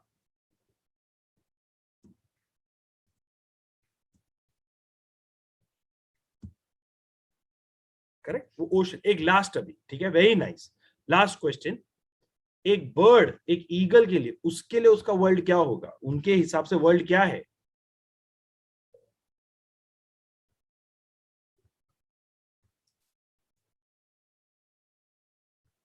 उसका स्काई, वो नेचर जो वो देख सकता है, करेक्ट, वो जो देख सकता है वो उसका वर्ल्ड है। सिमिलरली अगर आप देखेंगे एक चींटी के लिए, उसके लिए दुनिया जो है एक डस्टबिन है, यही उसकी दुनिया है। एक बंदर के लिए एक जंगल है जहां तक वो जा सकता है। जब वो जंगल से बाहर आएगा, कंक्रीट देखेगा, अरे यहाँ पे बिल्डिंग है, तो उसका एक्सपोजर थोड़ा बढ़ेगा। एक शार्क जो है जब तक वो समुंदर में है, उसके लिए वही दुनिया है। एक बर्ड जो है वो आकाश में घूम रहा है, वो उसकी दुनिया है। My point is simple, what is our world, what is our, for us our world is the exposure that I have. और जो चीज मेरी एक्सपोजर में, मेरे इमेजिनेशन में फिट होती है ना, वही सत्य है, वही दुनिया है। उसके अलावा और कोई दुनिया हो ही नहीं सकती है, उसके अलावा और कोई दुनिया नहीं हो सकती है। मुझे पता नहीं आपको पता है कि नहीं, परंतु ना एक बहुत ही ब्यूटीफुल एक स्टोरी होती है जो भगवान कृष्ण जब थोड़े बच्चे होते थोड़े से, और वहां पे ब्रह्मा जी को डाउट होता है कि ये सच्ची में विष्णु के अवतार है कि नहीं, कैसे लोग कहते हैं। तो ब्रह्मा जी जो आते हैं वो भगवान कृष्ण के कुछ मित्रों को ना ले लेते हैं और ब्रह्मलोक में छोड़ के वापस आते हैं। अब ब्रह्मा देव के लिए एक क्षण का समय था, परंतु पृथ्वी लोक में 1 साल बीत जाता है, 1 साल बीत जाता है, और वापस आके देखते हैं, अरे ये बच्चे तो अभी भी यहाँ पे। वो अपने योग के थ्रू देखते हैं, अरे अभी भी बच्चे तो वहां पे ही है, तो ये कौन है? और फिर वो समझ जाते हैं कि ये कोई और नहीं, भगवान विष्णु के ही अवतार भगवान कृष्ण है। और तब जाके वो भगवान कृष्ण के पैरों में बैठते हैं और उनसे माफी मांगते हैं। और उस वक्त जैसे ब्रह्मदेव अपनी आंखें खोलते हैं और उनके आसपास कई सारे ब्रह्मा और होते हैं, कई सारे ब्रह्मा और होते हैं, किनको 10 सर होता है, किनको 1 होता है, किनको 2 होता है, किनको 100 होते हैं। और ब्रह्मदेव खुद हैरान हो जाते हैं, ये कहां से आया, और ये समय कहां पे बीत गया कि 1 साल चला गया। और फिर श्री कृष्ण उन्हें टाइम डिफरेंस के बारे में समझाते हैं कि जो समय, जो टाइम है धरती पे और बाहर रिलेटिवली बहुत स्लो होता है, परंतु यहाँ पे जाता है जल्दी। करेक्ट, ऊपर से यहाँ पे वो बोलते हैं कि एक ही नहीं, ऐसे कई यूनिवर्स है, कई गैलेक्सी है। अभी एक इंटरस्टेलर आई थी पिक्चर हॉलीवुड में, और उन्होंने बोला वाह, टाइम डिफरेंस का क्या कॉन्सेप्ट है, हमारी किताबों में तो 5000 साल से है, हमने हमारी किताबें नहीं पढ़ी, और हमें लगता है कि इंटरस्टेलर वाला कितना स्मार्ट है कि और गैलेक्सीज ढूंढ रहे, और वर्ल्ड ढूंढ रहे। ह्यूमन बीइंग का भी जो एक्सपोजर होता है लिमिटेड होता है।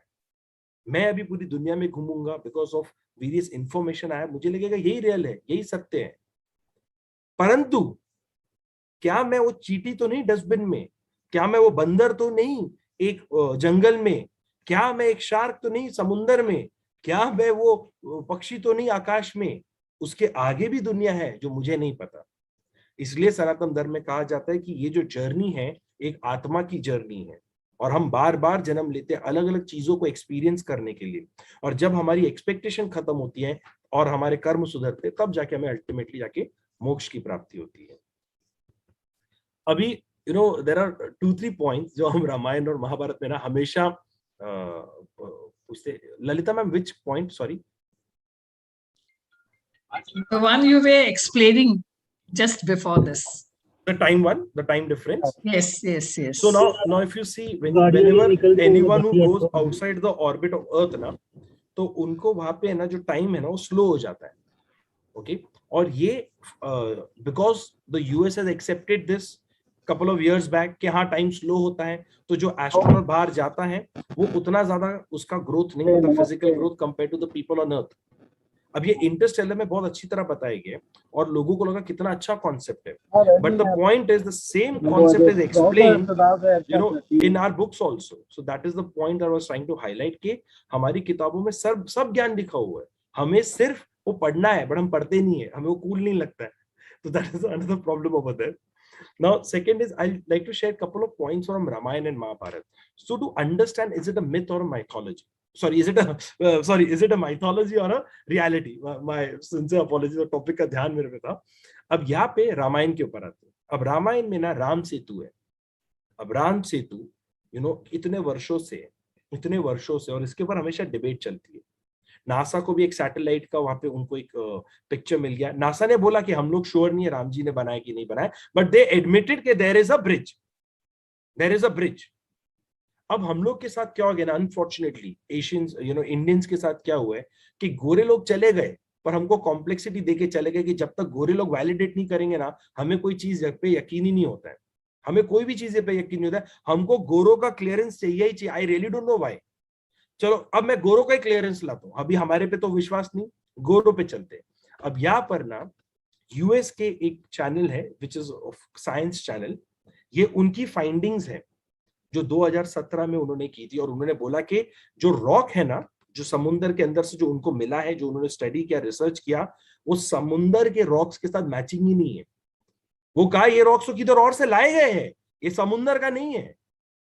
फिर उन्होंने कहा तो बड़े बड़े हैं जो पर्वतों के ऊपर से लेके आए हैं, और फिर उन्होंने बोला ये तो सुपर ह्यूमन एफर्ट है, ये तो पॉसिबल ही नहीं कोई नॉर्मल ह्यूमन बीइंग के लिए करना।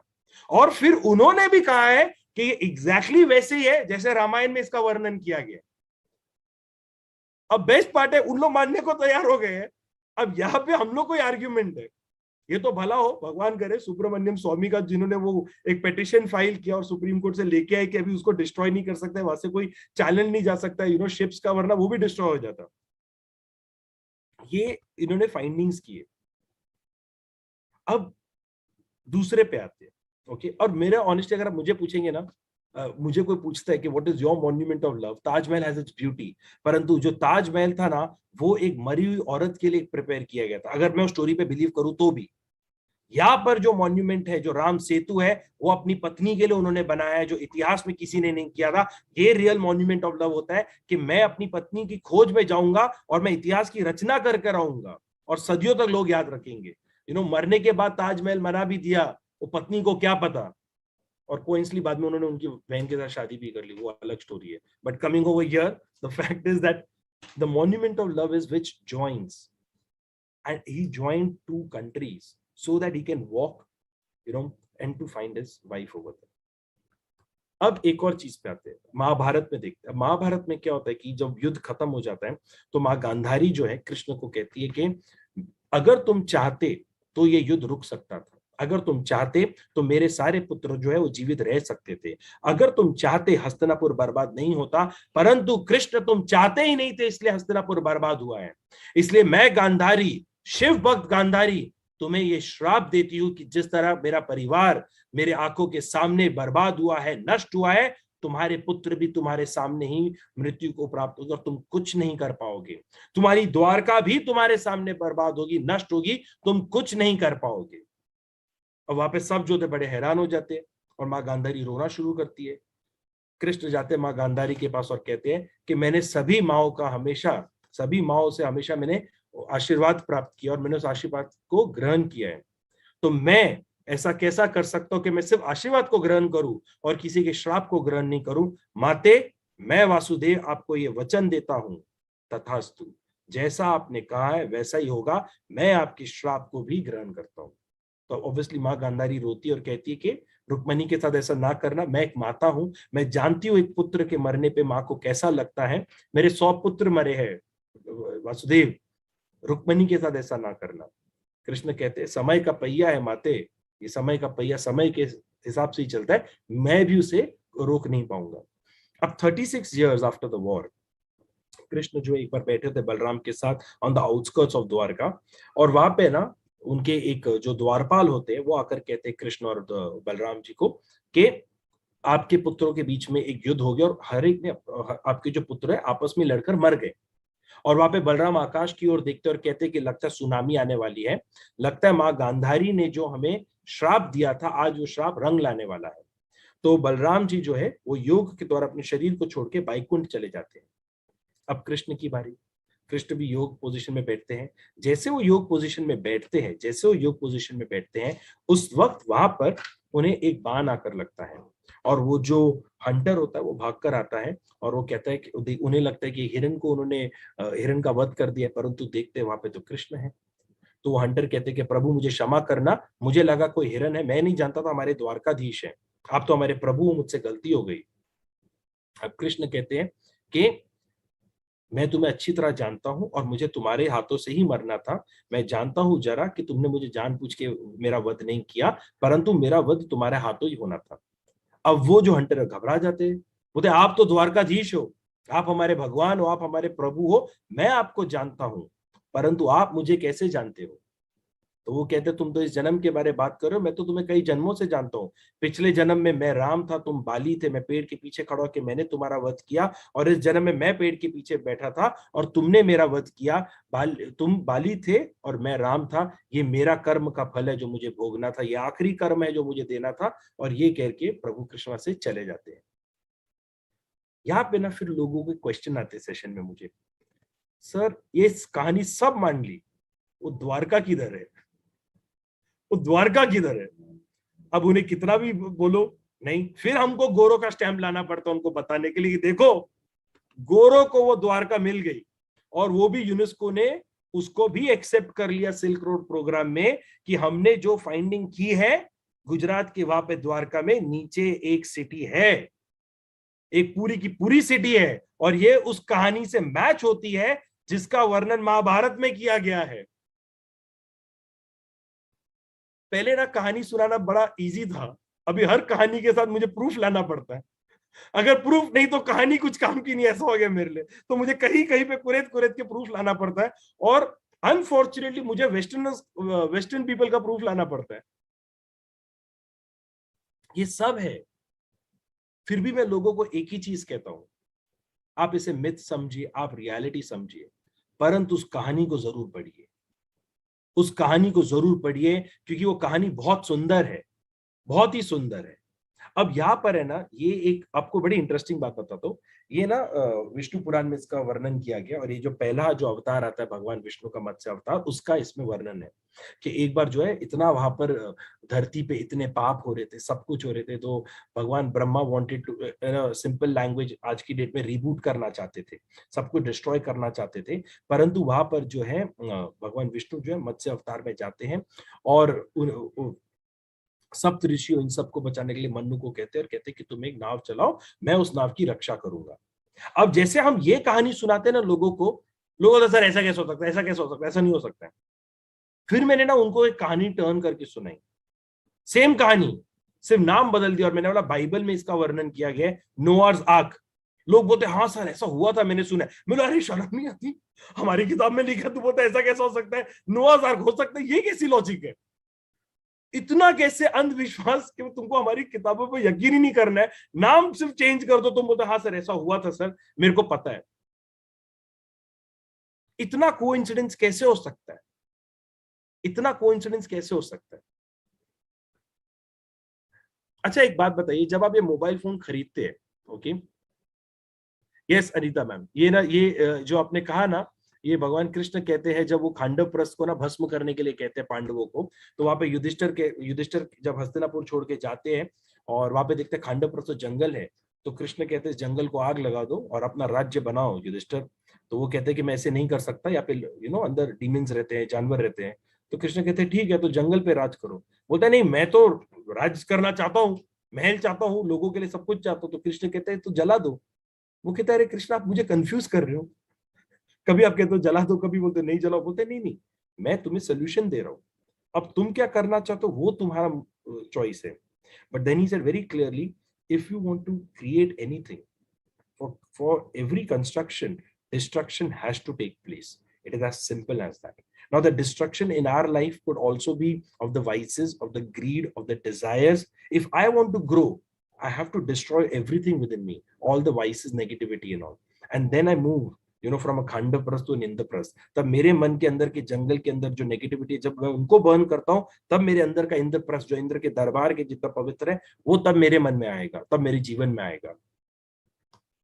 So over here one question, जब आप एक फोन खरीदते हो तो आपको क्या क्या मिलता है उस फोन में? When you buy a phone, what else do you get along with that phone?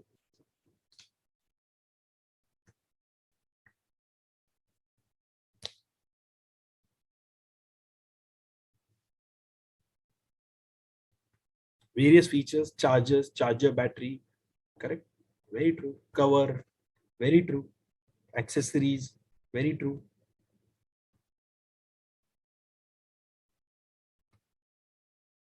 Nice. तो in generally सब कुछ वो जो अपने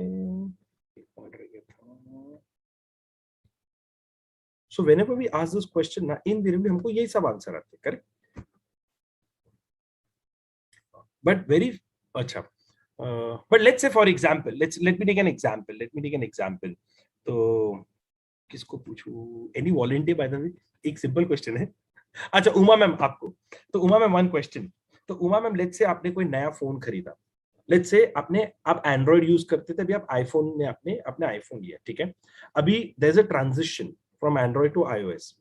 अभी हो सकता है कि आपको फीचर समझ में नहीं आए, आपको फोन समझ में नहीं आए, तो फिर आप क्या करते हैं? आप कैसे एक्सप्लोर करते हैं उसको कैसे यूज करना है? We depend on others now, those are technology savvy. Correct. Those who know, we take the help from them. Correct. Now what happens is, either I will seek help from my friends or cousins or relatives who are using that phone. Right. Either I'm tech savvy, I'll go to YouTube. Yes. I'll go for Quora article. Right. But one question, ma'am, do you think that box also has a manual, and that manual can guide you everything? Nobody reads it. No one reads it. And now let me share the harsh reality. Bhagavad Gita is the manual for life. It is a song of God. सब प्रश्न उसके अंदर उनके उत्तर दिए भगवान ने, परंतु हम क्या करते हैं? हम कोरा पे जाएंगे, हम YouTube पे जाएंगे, हम उन लोगों से पूछेंगे जो वो जीवन की कठिनाइयों से जा चुके हैं, परंतु हम उस किताब को नहीं पकड़ते। Like the manual, it's in different languages. This Bhagavad Gita has also been translated in various languages, but we do not care to pick up that book and read that book. God has given me life. एक phone में एक battery डाल दी है मेरी जिंदगी में, उसी तरह भगवान ने जैसे मुझे एक मैनुअल फॉर लाइफ भी दिया है। All I'm supposed to do it is read that manual, is read the scriptures that are in Sanatana Dharma, because in Sanatana Dharma there are 4 main pillars that have been covered, not only in Bhagavad Gita, it could be from story format from Mahabharata, Ramayana, Vishnu Puran, Shiv Puran, Bhagavatam Puran and all। 4 pillars cover किए गए हैं, ज्ञान, धर्म, कर्म, भक्ति। सब कुछ समझाया गया हमको, सब कुछ समझाया गया है। अगर मैं सिर्फ 1-2 महीने सिर्फ अपने जीवन के उन किताबों को पढ़ने में लगा दूं ना, mentally I will be sorted forever. But either I don't have the patience, or I don't trust, or I'm ignorant towards it, or no one has ever told me. Therefore, I told you, when I was confused, I don't know how I got attracted to Bhagavad Gita. And once I got attracted to Bhagavad Gita, at least in my mind, my life is sorted. Challenges कम नहीं होते, challenges उतने ही रहते हैं। सिर्फ फर्क इतना होता है कि जैसे बॉम्बे के रोड में ना, यहाँ पे पॉटहोल्स बहुत होते हैं, खड्डे बहुत होते हैं। अगर आप बॉम्बे आएंगे ना, यहाँ पे बहुत पॉटहोल्स होते हैं। तो यहाँ पे क्या होता है, फर्क क्या होता है कि जब आप स्पिरिचुअल हो जाते हैं, जब आप हमारे ऐतिहासिक किताब जैसे रामायण, महाभारत, ज्ञान, भगवत गीता हो गया, विष्णु पुराण, शिव पुराण, वेदास पढ़ते हैं, तो उससे फर्क क्या पड़ता है? जैसे बॉम्बे में आप जाते हैं ना, अगर आप साइकिल पे जाएंगे ना और आप खड्डे में जाएंगे ना, आपको बहुत बुरी तरह से चोट लगेगी, आपको बैक का प्रॉब्लम भी हो सकता है। बट अगर आप मर्सिडीज में जाएंगे ना, तो शॉक ऑब्जर्वर अच्छे होते हैं, हल्का सा जर्क लगता है और आप निकल जाते हैं। ये जो ज्ञान है ना, ये हमारा शॉक ऑब्जर्वर्स बन जाता है। ये जो नॉलेज जो भगवत गीता में दिए ना, ये हमारे शॉक ऑब्जर्वर्स बन जाते हैं। खड्डे में तो मैं फिर भी जाऊंगा, परंतु ज्यादा गिरूंगा नहीं, जल्दी से मैं बाहर निकल जाऊंगा, because I know how to get out of it. और ये कहानियों के द्वारा मुझे बताया गया है। सिर्फ हमें पढ़ने की जरूरत है, सुनने की जरूरत है, सीखने की जरूरत है। नाउ एक ना बड़ा अच्छा मुझे मिला था कि what is the consequence if I am ignorant towards the teaching of the scripture. भगवान ने तो इतनी अच्छी तरह हमें वो ज्ञान दिया, हमें वो नॉलेज दी, song of God Bhagwat Gita का दिया, इतने अच्छी तरह अपने अवतार लाके उन्होंने हमें बताया क्या करना चाहिए, कैसे करना चाहिए, कब करना चाहिए, सब कुछ होता है, करेक्ट, सब कुछ बताया। अगर मैं इनको इग्नोर करूंगा तो क्या होता है? ये बहुत ही अच्छा भगवत गीता में चैप्टर 9.1, 9.2, 9.3 में इसका वर्णन किया गया। Basically over here it is clearly से, जो एग्जांपल मैंने दिया कि मुझे पता ही नहीं क्या राइट है क्या रॉन्ग है और मुझे क्या करना चाहिए, और जिसके कारण मैं बार बार गलतियां करता रहूंगा और बार बार मैं जन्म लेता रहूंगा। एक बार मैं समझ जाऊं, एक बार मैं संभल जाऊं, एक बार मैं उसे जीवन को ठीक से सब कार्य कर लूं, तो हो सकता है कि भगवान मुझ पे प्रसन्न और मुझे वैकुंठ में जगह मिल जाए और मैं उनके चरणों में जाके अपना जीवन बिताऊं। इन कहानियों के द्वारा पता है एक और चीज क्या होती है? लेट्स से फॉर एग्जांपल, मेरा एक फ्रेंड था, 20-25 साल से मेरे अच्छे फ्रेंड्स थे, ठीक है। अब हमें कुछ झगड़ा हो गया, कुछ अनबन हो गई। अब वो फ्रेंड ने ना मुझे याद दिलाने की कोशिश की, देख मैंने तेरे पे कितने एहसान किए थे दोस्ती में। तो मैंने उस फ्रेंड को कहा, देख भाई जो तूने किया सब सही, परंतु मैं महाभारत का कर्ण नहीं हूं कि एहसानों के तले दब कर अब जो तू गलत कहेगा वो भी मैं करूंगा। वो किताबों ने मुझे सिखा दिया है कभी मुझे मना करना है और कभी मुझे हाँ बोलनी है। ये प्लीज इन किताबों के through your decision making will improve a lot, your decisions will be quick and all, So thank you so much for your time, energy. Thank you so much for everything. I hope I could, share something जो आपको लगा है कि थोड़ा interesting था, थोड़ा you can take forward.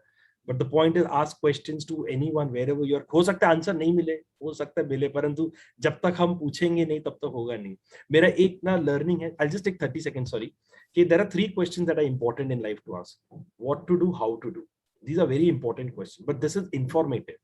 मुझे क्या करना है, मुझे कैसे करना है। The knowledge lies in the third question.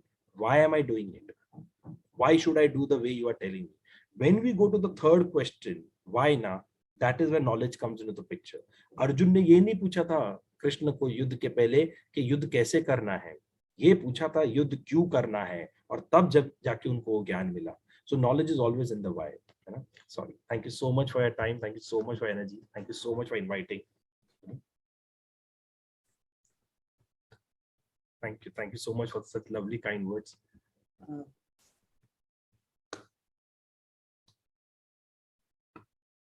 So I'm done from my side, ma'am. Yes, we'll go ahead with some questions. We have some questions with us. Yes, ma'am. Savita, आपका बहुत बहुत धन्यवाद ऋषि Nanda ji. Thank you, ma'am. बहुत सुंदर जानकारियां आपने हमें दी, और ऐसा लगता है कि आपने जो बातें आज हमें बताई, जो हमारी संस्कृति के विषय में, हमारे धर्म के, सनातन धर्म के विषय में जो भी बातें बताई, मुझे लगता है कि आज तक हम इन बातों से अनभिज्ञ थे, और आज आपने इतनी सुंदर जानकारी हमारे समक्ष रखी। तो अभी हमारे चैट बॉक्स में हमारे दर्शकों के कई सवाल, कई जिज्ञासाएं आई हैं, तो उन सब जिज्ञासाओं को ऋषि जी नंदा के साथ साझा करने के लिए मैं आमंत्रित करना चाहूंगी सिलचर महिला समिति से श्रीमती सविता जी चमड़िया को। सविता जी। एकल प्रणाम। ऋषि नंदा जी ने बहुत ही सुंदर ढंग से अपने विचार प्रकट किए।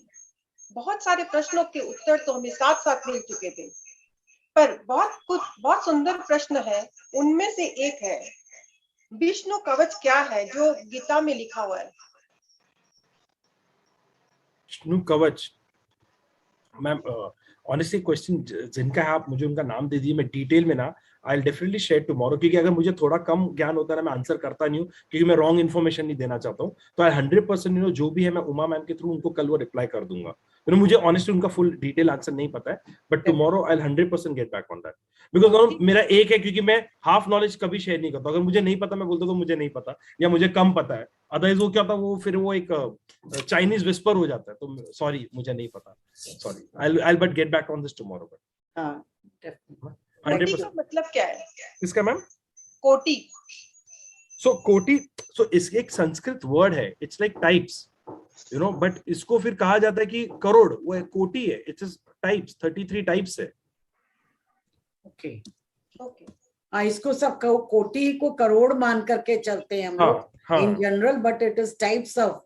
हाँ अच्छा, तो आपने जो 3 आदित्य, रुद्र और वासु बताए थे, आदित्य, रुद्र, कितने वासु और आदित्य? सॉरी 12 आदित्य, हाँ 11 रुद्र, हाँ 8 वासु हाँ और 2 अश्विनी। अश्विन। हाँ, वो जो ट्विन ब्रदर्स थे ना, जो हाँ नकुल सहदेव के पेरेंट्स थे महाभारत में, हाँ हाँ वो लोग मेडिसिन गॉड ऑफ मेडिसिन, वो लोग। Okay okay. सर आप गीता क्लास लेते हैं क्या? मैं ऑनेस्टली ना, मैं रामायण महाभारत लेता हूँ, गीता में लेता हूँ, बट मैं उतना डिटेल में नहीं लेता हूँ, मैं खुद भी सीख रहा हूँ, क्योंकि गीता मुझे जेन्युइनली ऐसे लगता है कि बहुत अच्छी तरह है तो ही लेना चाहिए, यू नो। तो मैं लेता हूँ, बट मैं वो रेगुलरली मैं रामायण और महाभारत लेता हूँ। एक्चुअली में पढ़ते ही तो हैं, लेकिन उसको हाँ, पूरा एक्सप्लेनेशन जब तक नहीं हो समझ में नहीं आती गीता। करेक्ट करेक्ट, हाँ करेक्ट। सविता, और क्वेश्चन है? हिंदू धर्म को आज के जीवन में हम कैसे उतारें? सो मैम, इसके लिए जो 4 जो वैल्यूज थे, जो भगवतम पुराण में मेंशन किया गया है, जो महाराज परीक्षित का जो युद्ध होता है कलयुग के साथ, वहां पर कहा जाता है कि एक पेनिंस, पाइटी, मर्सी और ट्रुथ, ये 4 चीज है जो हिंदू धर्म में बहुत इंपॉर्टेंट है। कि एक तो अगर मैंने कुछ गलती की, मैं उसका खुद पश्चाताप करूं, दूसरों को माफ करने की मैं क्षमता रखूं, और सत्य कहूं, जब भी मैं जो भी कहूं वो सत्य कहूं, यू नो। तो ये 4 बहुत इंपॉर्टेंट होते हैं। उमा जी पचीसिया को, रिंपा उमा जी पचीसिया को अनम्यूट करो, वो क्वेश्चन पूछना चाह रही हैं। हाँ, सबको एकल प्रणाम। मेरा प्रश्न ये है कि आपने जो आदित्य, रुद्र और वासु और अश्विन का दिया, तो मुझे जो मालूम है वो 8 वसु थे, उसमें 8वें 7 को तो गंगा ने नदी में बहा दिया था, और 8वें वसु ही भीष्म पितामह थे। I just wanted to confirm this. Correct. तो उनका वो पुनर्जन्म होता है, क्योंकि उसपे जो 7-8 भाई जो होते हैं, तो वो एक गुरु के घर गए होते हैं, और वहां पर उन्हें एक कामधेनु गाय दिखती है। तो जो 8वीं वासु की जो पत्नी होती है, वो कहती है कि मुझे ये कामधेनु गाय चाहिए, सॉरी, और इन लोग सब मिलकर उसे चुराते हैं। तो जैसे गुरु को पता चलता है, उनको श्राप दे देते हैं कि तुम तो वासु हो, अब मैं तुम्हें श्राप देता हूँ, तुम धरती पर जाओगे। तो सब भाई पैर पड़ते, बोलते मैं 7 भाइयों को माफ कर दूंगा, परंतु इस 8वें भाई को तो जीवन लंबा मिलेगा, जिसके अंदर दुख होगा, दरिद्र दुख होगा, सॉरी, और कोई भी कन्या इसके जीवन में नहीं होगी। तो जैसे माँ गंगा उनको गंगा में डाल देती है, उनकी मृत्यु होती है, वो वापस जाके वासु बन जाते हैं। तो इसके लिए This is what I wanted to confirm from. Correct, हाँ सर, कहना। Thank you sir. जैसे बहुत लोगों का कहना है सर कि जैसे मैंने शायद आपको पहले भी पूछा था कि रामायण में एक धोबी के कहने से राम जी ने सीता का त्याग किया, या सीता जी जब लौट के आई वन से तो उनके ऊपर चेक करके उनका अग्नि परीक्षा हुई। तो इन सब छोटी छोटी बातों का क्या तात्पर्य है, क्या भाव है? तो इसका ना ऑनेस्टली एक मंदिर है, भगवान वाल्मीकि मंदिर आश्रम, जो अमृतसर के आउटस्कर्ट्स में है, और आज भी वहाँ पे मैं वहाँ पे गया था, बहुत ब्यूटीफुल है वहाँ पे पूरा। आज भी उन्होंने वैसे प्रिजर्व करके ये पूरी हिस्ट्री के भगवान वाल्मीकि कहाँ बैठते थे, सीता मैया धरती में कहाँ गई। और मैं ना आपको एक चीज बताना चाहूंगा, ये एक्चुअली स्लाइड में ना एक सेकंड मैं वापस शेयर करता हूँ, मैं आपको एक चीज बताता हूँ। वो वहाँ की ये ओरिजिनल फोटो मंदिर की ना, ये ओरिजिनल फोटो मैं आपको दिखाता हूँ। Just give me one moment. हाँ, ये ना, ये मंदिर में ना, ये मैंने फोटो वहाँ पे ना एक, हाँ, राम तीर्थ मंदिर, करेक्ट। तो वहाँ पे ना एक बहुत वहाँ पे अलग अलग बहुत अच्छी वहाँ पे ना मूर्ति, और एक ही जगह पे थी, और मैंने आज तक किधर नहीं देखी कि सीता मैया अकेली खड़ी है। मैंने किधर भी नहीं देखा, आज तक किधर भी नहीं देखा, हमेशा राम जी और लक्ष्मण जी के साथ ही खड़े थे, या राम जी लक्ष्मण जी की होती है। तो मैंने उनको पूछा, ये सीता मैया यहाँ पे अकेली क्यों खड़ी है? तो वो देखिए कि इसी स्थान पे सीता मैया जो है धरती में चली जाती है। तो फिर मैंने उनको ये प्रश्न पूछा कि जब राम जी आ गए थे, उन्होंने बोला कि सीता वापस चलो अयोध्या, तो वो चले जाते वापस, उनको धरती में जाने की जरूरत क्या थी? एक तो मैंने उनको ये पूछा। तो पंडित जी ने मुझे कहा कि बेटा, लगता है कि तुमने रामायण हमेशा राम की नजरों से पढ़ी है, कभी सीता की नजरों से तो पढ़ो। तो मैंने अच्छा, बड़ा इंटरेस्टिंग लाइन, मैंने क्या हो, मैंने बताइए, मेरा रामायण तो रामायण होती है, अभी नजर क्या होती है? तो मैं मतलब मैं समझ रहा था, अभी मैं सीख ही रहा था, अभी भी सीख ही रहा ऑब्वियसली। तो उन्होंने मुझे बोला कि भारत में ना दो रामायण को बड़ा क्या कहते हैं इंपॉर्टेंस और सिग्निफिकेंस दिया जाता है। एक होता है जो वाल्मीकि की रामायण है। वाल्मीकि को एक आशीर्वाद मिलता है कि वो किसी के भी मन में जाके और वो जान सकते हो कि उनके जीवन में क्या हुआ। तो बहुत इंटरेस्टेड थे जानना कि जो धर्म की स्थापना कर रहे हैं वो कौन है। तो राम जी के मन में जाते हैं और वो जीवन उनका लिखते हैं। इसलिए जो वाल्मीकि की रामायण आप देखेंगे ना, वो हमेशा राम जी की नजरों से, everything is from Ram ji perspective. Second Ramayana जिसका बहुत ज्यादा सिग्निफिकेंस और इंपॉर्टेंट है वो है ये तुलसीदास रामायण। तुलसी की अब रामायण। तुलसीदास रामायण के पीछे एक बड़ी इंटरेस्टिंग कहानी है कि उनको जो रामायण है वो भगवान हनुमान ने आके बताई थी। तो जो भी पॉइंट्स मिस हो गए थे ना, जो प्रॉब्ली मैच नहीं है, जो राम जी की नजरों से नहीं, वो उसके अंदर उसका वर्णन किया गया। एक चीज मैं आपको हाईलाइट करना चाहूंगा कि जैसे लक्ष्मण रेखा है, आप कोई भी वाल्मीकि की रामायण पढ़िए, लक्ष्मण रेखा का वर्णन ना वाल्मीकि की रामायण में किया ही नहीं है ही नहीं उसका वर्णन। उसका वर्णन तुलसीदास रामायण में किया जाता है। और वो भी हनुमान जी सुनते हैं लंका कांड में, जब रावण कहते हैं मंदोदरी को कि कल जाके मैं राम का वध करूंगा, तब मंदोदरी कहती है एक लक्ष्मण की रेखा तुम पार नहीं कर पाए थे, तुम क्या राम का वध करोगे। और तब हनुमान जी को पता चलता है। तो ये इंफॉर्मेशन फिर वो तुलसीदास की रामायण में आती है। अच्छा, अब इस पे आते, मैं ये क्यों बता रहा था क्योंकि इसके अंदर एक डिफरेंस है। अब यहाँ पर ना तुलसीदास के रामायण में ये बहुत क्लियरली मेंशन किया गया है, जो रामानंद सागर ने भी दिखाई थी, कि अब क्या होता है कि जिनको पुल डाउन करना है ना कोई भी एपिक, वो कोई भी बात करके पुल डाउन कर सकते हैं, उसमें कोई प्रॉब्लम नहीं है। बट अगर आप कोई किताब पढ़ेंगे, आप वर्स पढ़ेंगे, वहां पे कहाँ पे लिखा है उनको पूछेंगे, उनको पता नहीं होता है। अब यहाँ पर तुलसीदास की रामायण में बहुत क्लियरली मेंशन होता है कि जब सीता मैया का अपहरण हो रहा था तो सीता मैया की जो छवि थी वो रावण के हाथ जाती है। सीता मैया जाती नहीं है और राम जी को पता होता है। इसके लिए राम जी जो अग्नि परीक्षा कराते हैं लंका में, जो कराते हैं ना, वो छवि के द्वारा छवि अंदर जाती है और सीता मैया बाहर आती है। अब आते हैं उस धोबी पे। वो धोबी का क्या सिग्निफिकेंस है। अब वो टाइम पे ना, आज की डेट में भी कैसे है ना, the king and the queen were supposed to be spotless. उनके ऊपर कोई भी दाग नहीं लगना चाहिए था क्योंकि वो रोल मॉडल है। अब ये धोबी ने under the influence of alcohol एक बार क्वेश्चन कर दिया या बोल दिया।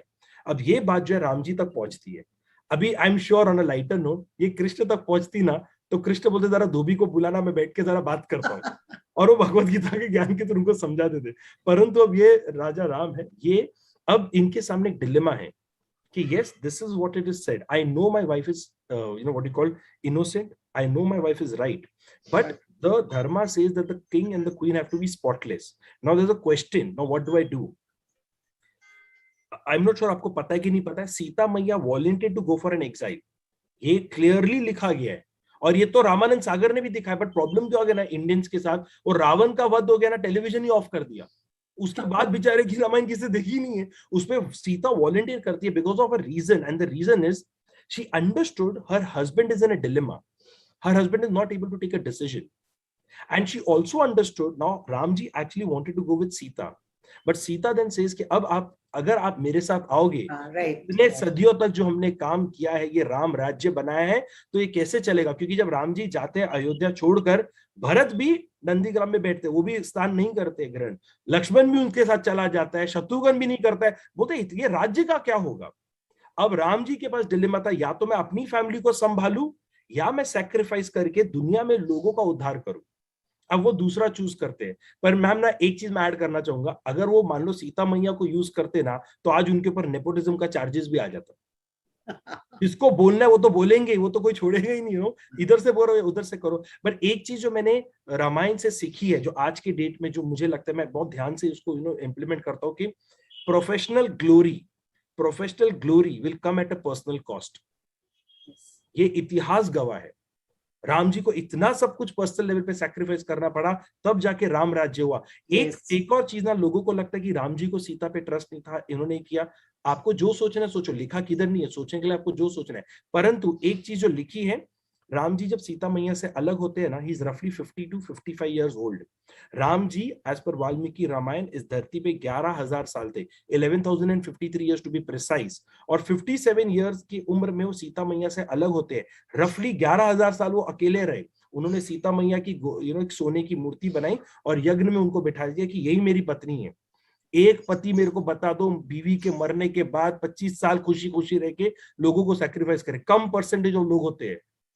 आज की डेट में बच्चे होंगे ना, पत्नी का निधन होगा, 2-3 महीने में, 2-3 साल के अंदर शादी भी कर लेंगे, क्योंकि जीवन चलाना है। So when you look at all these incidents ना, आपको आपको पूरा देखना पड़ेगा. एक इंसिडेंट उठा के आप डिस्कस या डिबेट नहीं कर सकते उसके ऊपर कि राम जी ने ऐसा क्यों किया. अरे बट उसका रीजन देखो, हिस्ट्री देखो. There are so many things that to go. You know, ma'am, on this one thing I would like to share. You know, कई लोग मुझे पूछते हैं और जेन्युइनली मुझे पूछते हैं कि रामायण और महाभारत में क्या फर्क होता है. क्या ज्यादा फर्क होता है. और मैं हमेशा एक ही चीज सबको कहता हूँ कि भगवत गीता में 700 श्लोक है. 699 श्लोक जो है वो संजय, भगवान कृष्ण और अर्जुन के बीच में है. सिर्फ एक श्लोक जो है ना मैम, वो है धृतराष्ट्र महाराज का, जो फर्स्ट श्लोक ऑफ भगवत गीता है, जहाँ पे महाराज धृतराष्ट्र कहते हैं कि हे संजय, मुझे बताओ क्या हो रहा है कुरुक्षेत्र के मैदान में मेरे और पांडु के पुत्र के बीच में. अब मैं पूछने से क्या समझे, तो लोग कहते हैं कि बताओ क्या हो रहा है, कमेंट्री चालू करो, रिपोर्टिंग चालू करो. बट ये एक लाइन में ना महाराज धृतराष्ट्र ने रामायण और महाभारत पूरी समझा दी. वो यहाँ पे क्या कहते हैं कि हे संजय, मुझे बताओ क्या हो रहा है मेरे पुत्र और पांडुओं के पुत्र के बीच में. उन्होंने यहाँ पे पांडु को डिफरेंशिएट कर दिया है. युद्ध के पहले वो कहते थे ये मेरे अनुज के पुत्र है, युद्ध के द्वारा वो कहते हैं ये पांडु के पुत्र है. पांडु को वो एनिमी ट्रीट कर रहे हैं यहाँ पे. महाभारत और रामायण मन में होती है. मैं एक जॉइंट फैमिली में रहता हूँ मैम, मतलब हम लोग 3 भाई है, हम लोग 13 लोग साथ में रहते हैं, एक फ्लैट पे रहते हैं. हमारे बीच में 5 बच्चे. जब तक मेरे लिए मेरे भाई का बच्चा मेरा बच्चा ना मैम, तब तक घर में रामायण है. जिस वक्त मेरे लिए मेरे भाई का बच्चा मेरा बच्चा नहीं, मेरे भाई का बच्चा बन जाएगा ना मेरे लिए, उस वक्त घर में महाभारत शुरू होगी. Very true. So Very correct. when you stay now, you have to forgive, you have to forget, you have to move on together. You cannot question one incident or one decision the other person is taking. There are a lot of things that go on, So if you want Ramayana, forgive, don't forget. Don't forget. याद रखो, गलती वापस मत करो. But forgive तो करना पड़ेगा, क्योंकि कल आज आप करोगे, कल वो करेगा. बट अगर आपको महाभारत चाहिए तो तू मैं शुरू होगी. इसलिए मैं आपको पहले कहा था कि कैकेयी माता के लिए राम जब तक उनका था सब कुशल मंगल था. राम जब कौशल्या का हो गया तब रामायण बिगड़ गई उनकी घर में. क्वेश्चन तो हमारे चैट बॉक्स में और बहुत हैं, कई हाथ खड़े हुए हैं, लेकिन समय की सीमा. इंटरप्शन करना चाहूंगी. लक्ष्मण हमारे साथ वन बंधु परिषद के वर्किंग प्रेसिडेंट रमेश जी सरावगी जी जुड़े हैं. ओ अच्छा, वेरी गुड. अपना बहुमूल्य समय उन्होंने आज इस वेबिनार में ज्वाइन करके अपना दिया है. तो मैं रमेश जी से रिम्पा शेयर करो, उनका स्पॉटलाइट करो. वेलकम. नमस्कार, वेलकम भैया. Welcome sir. बहुत स्वागत है. अनम्यूट करो रिम्पा. हाँ, यस.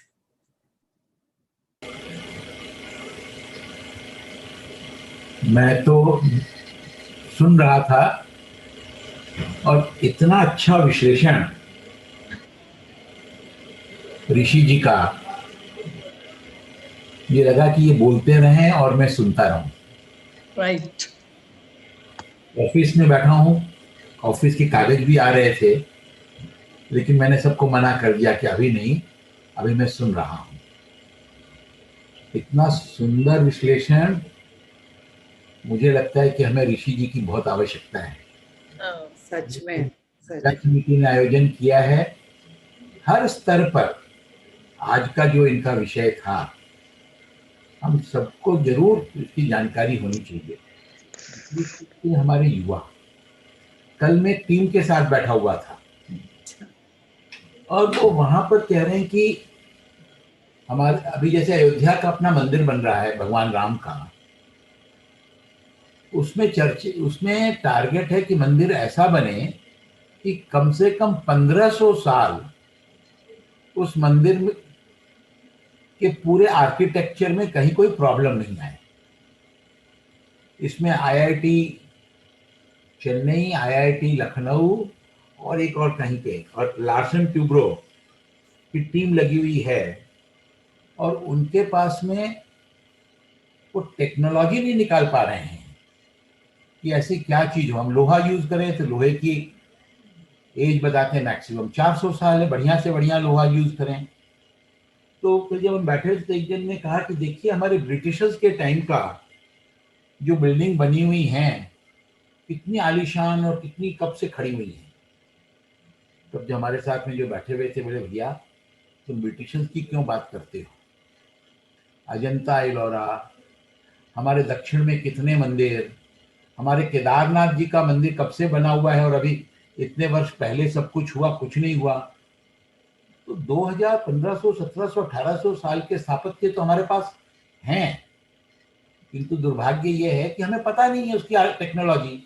क्योंकि गुवाहाटी का कामाख्या मंदिर का भी उदाहरण कल आया, हमारे पास में वो टेक्नोलॉजी विदेशी आक्रमणकारियों ने हमारे सारे जो हमारे पास में जो संपत्ति थी उनको, हमारे लाइब्रेरीज को जला दिए, नालंदा हो चाहे वो मैं नाम भूल रहा हूँ एक जगह तो जला दिया। हमारे पास उसका संग्रह नहीं है। आज कल इस विषय पर चर्चा हुई और आज ऋषि जी ने इस विषय को थोड़ा और आगे बढ़ा दिया जब वो कई बातें कह रहे थे। बहुत सुंदर लगा ऋषि जी। हमें तो आपका समय समय पर आपके इस ज्ञान का उपयोग करना है पूरे देश में।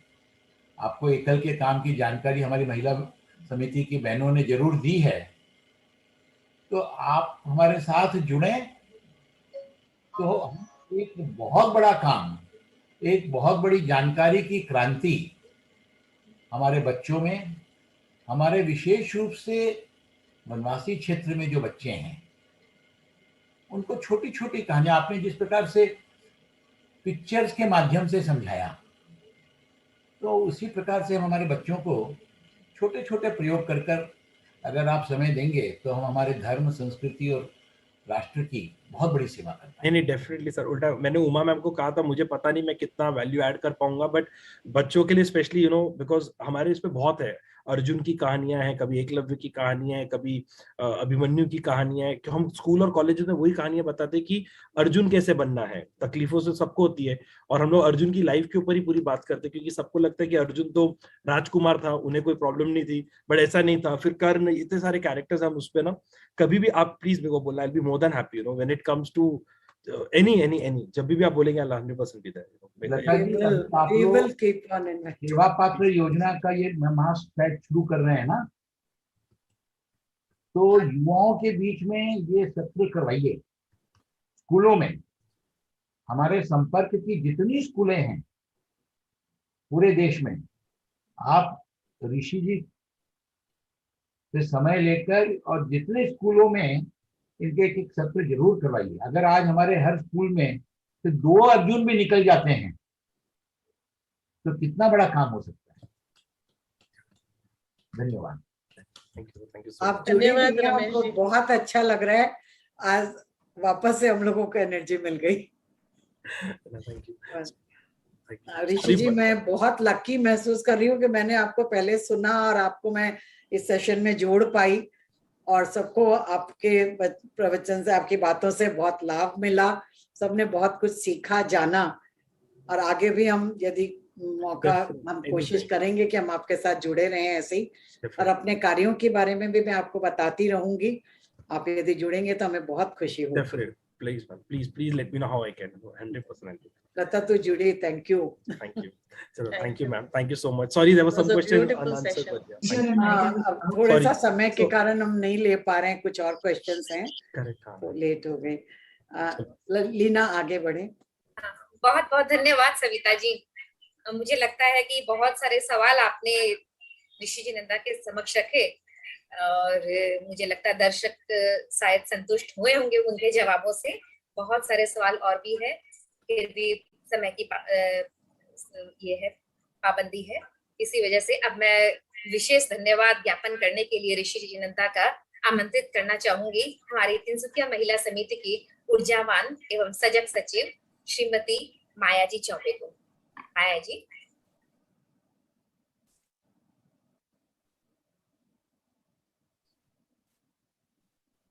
धन्यवाद लीना जी। मैं आज के मुख्य अतिथि श्री ऋषि नंदा जी का हृदय तल से धन्यवाद देती हूँ, जिन्होंने अपने जीवन के सबसे व्यस्ततम समय में से समय निकाला और हम सभी को मिलने का अवसर दिया।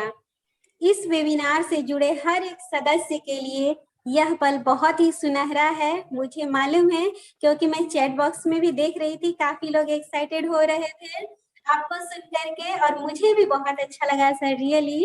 और आपके विचारों से अवगत होकर हम लोगों ने बहुत कुछ जाना, बहुत कुछ सीखा।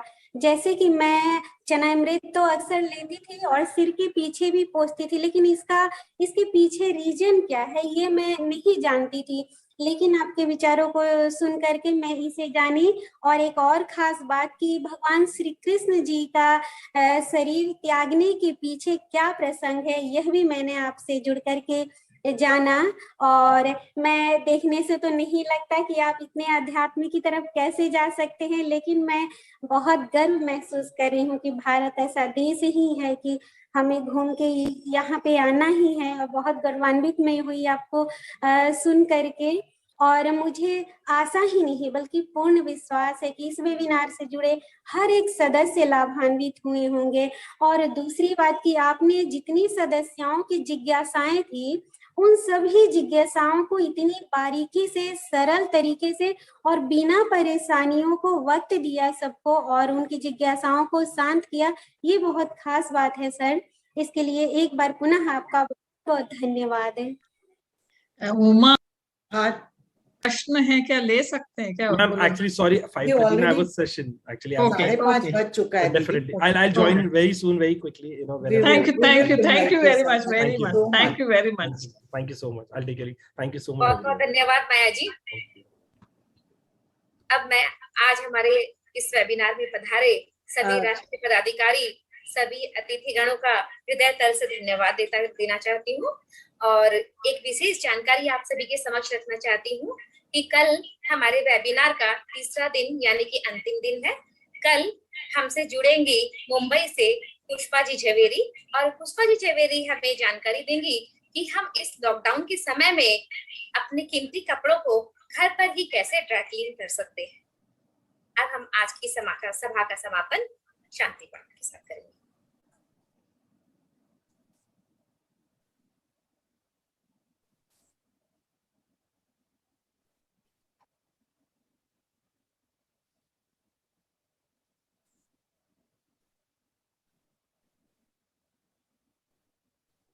रिम्पा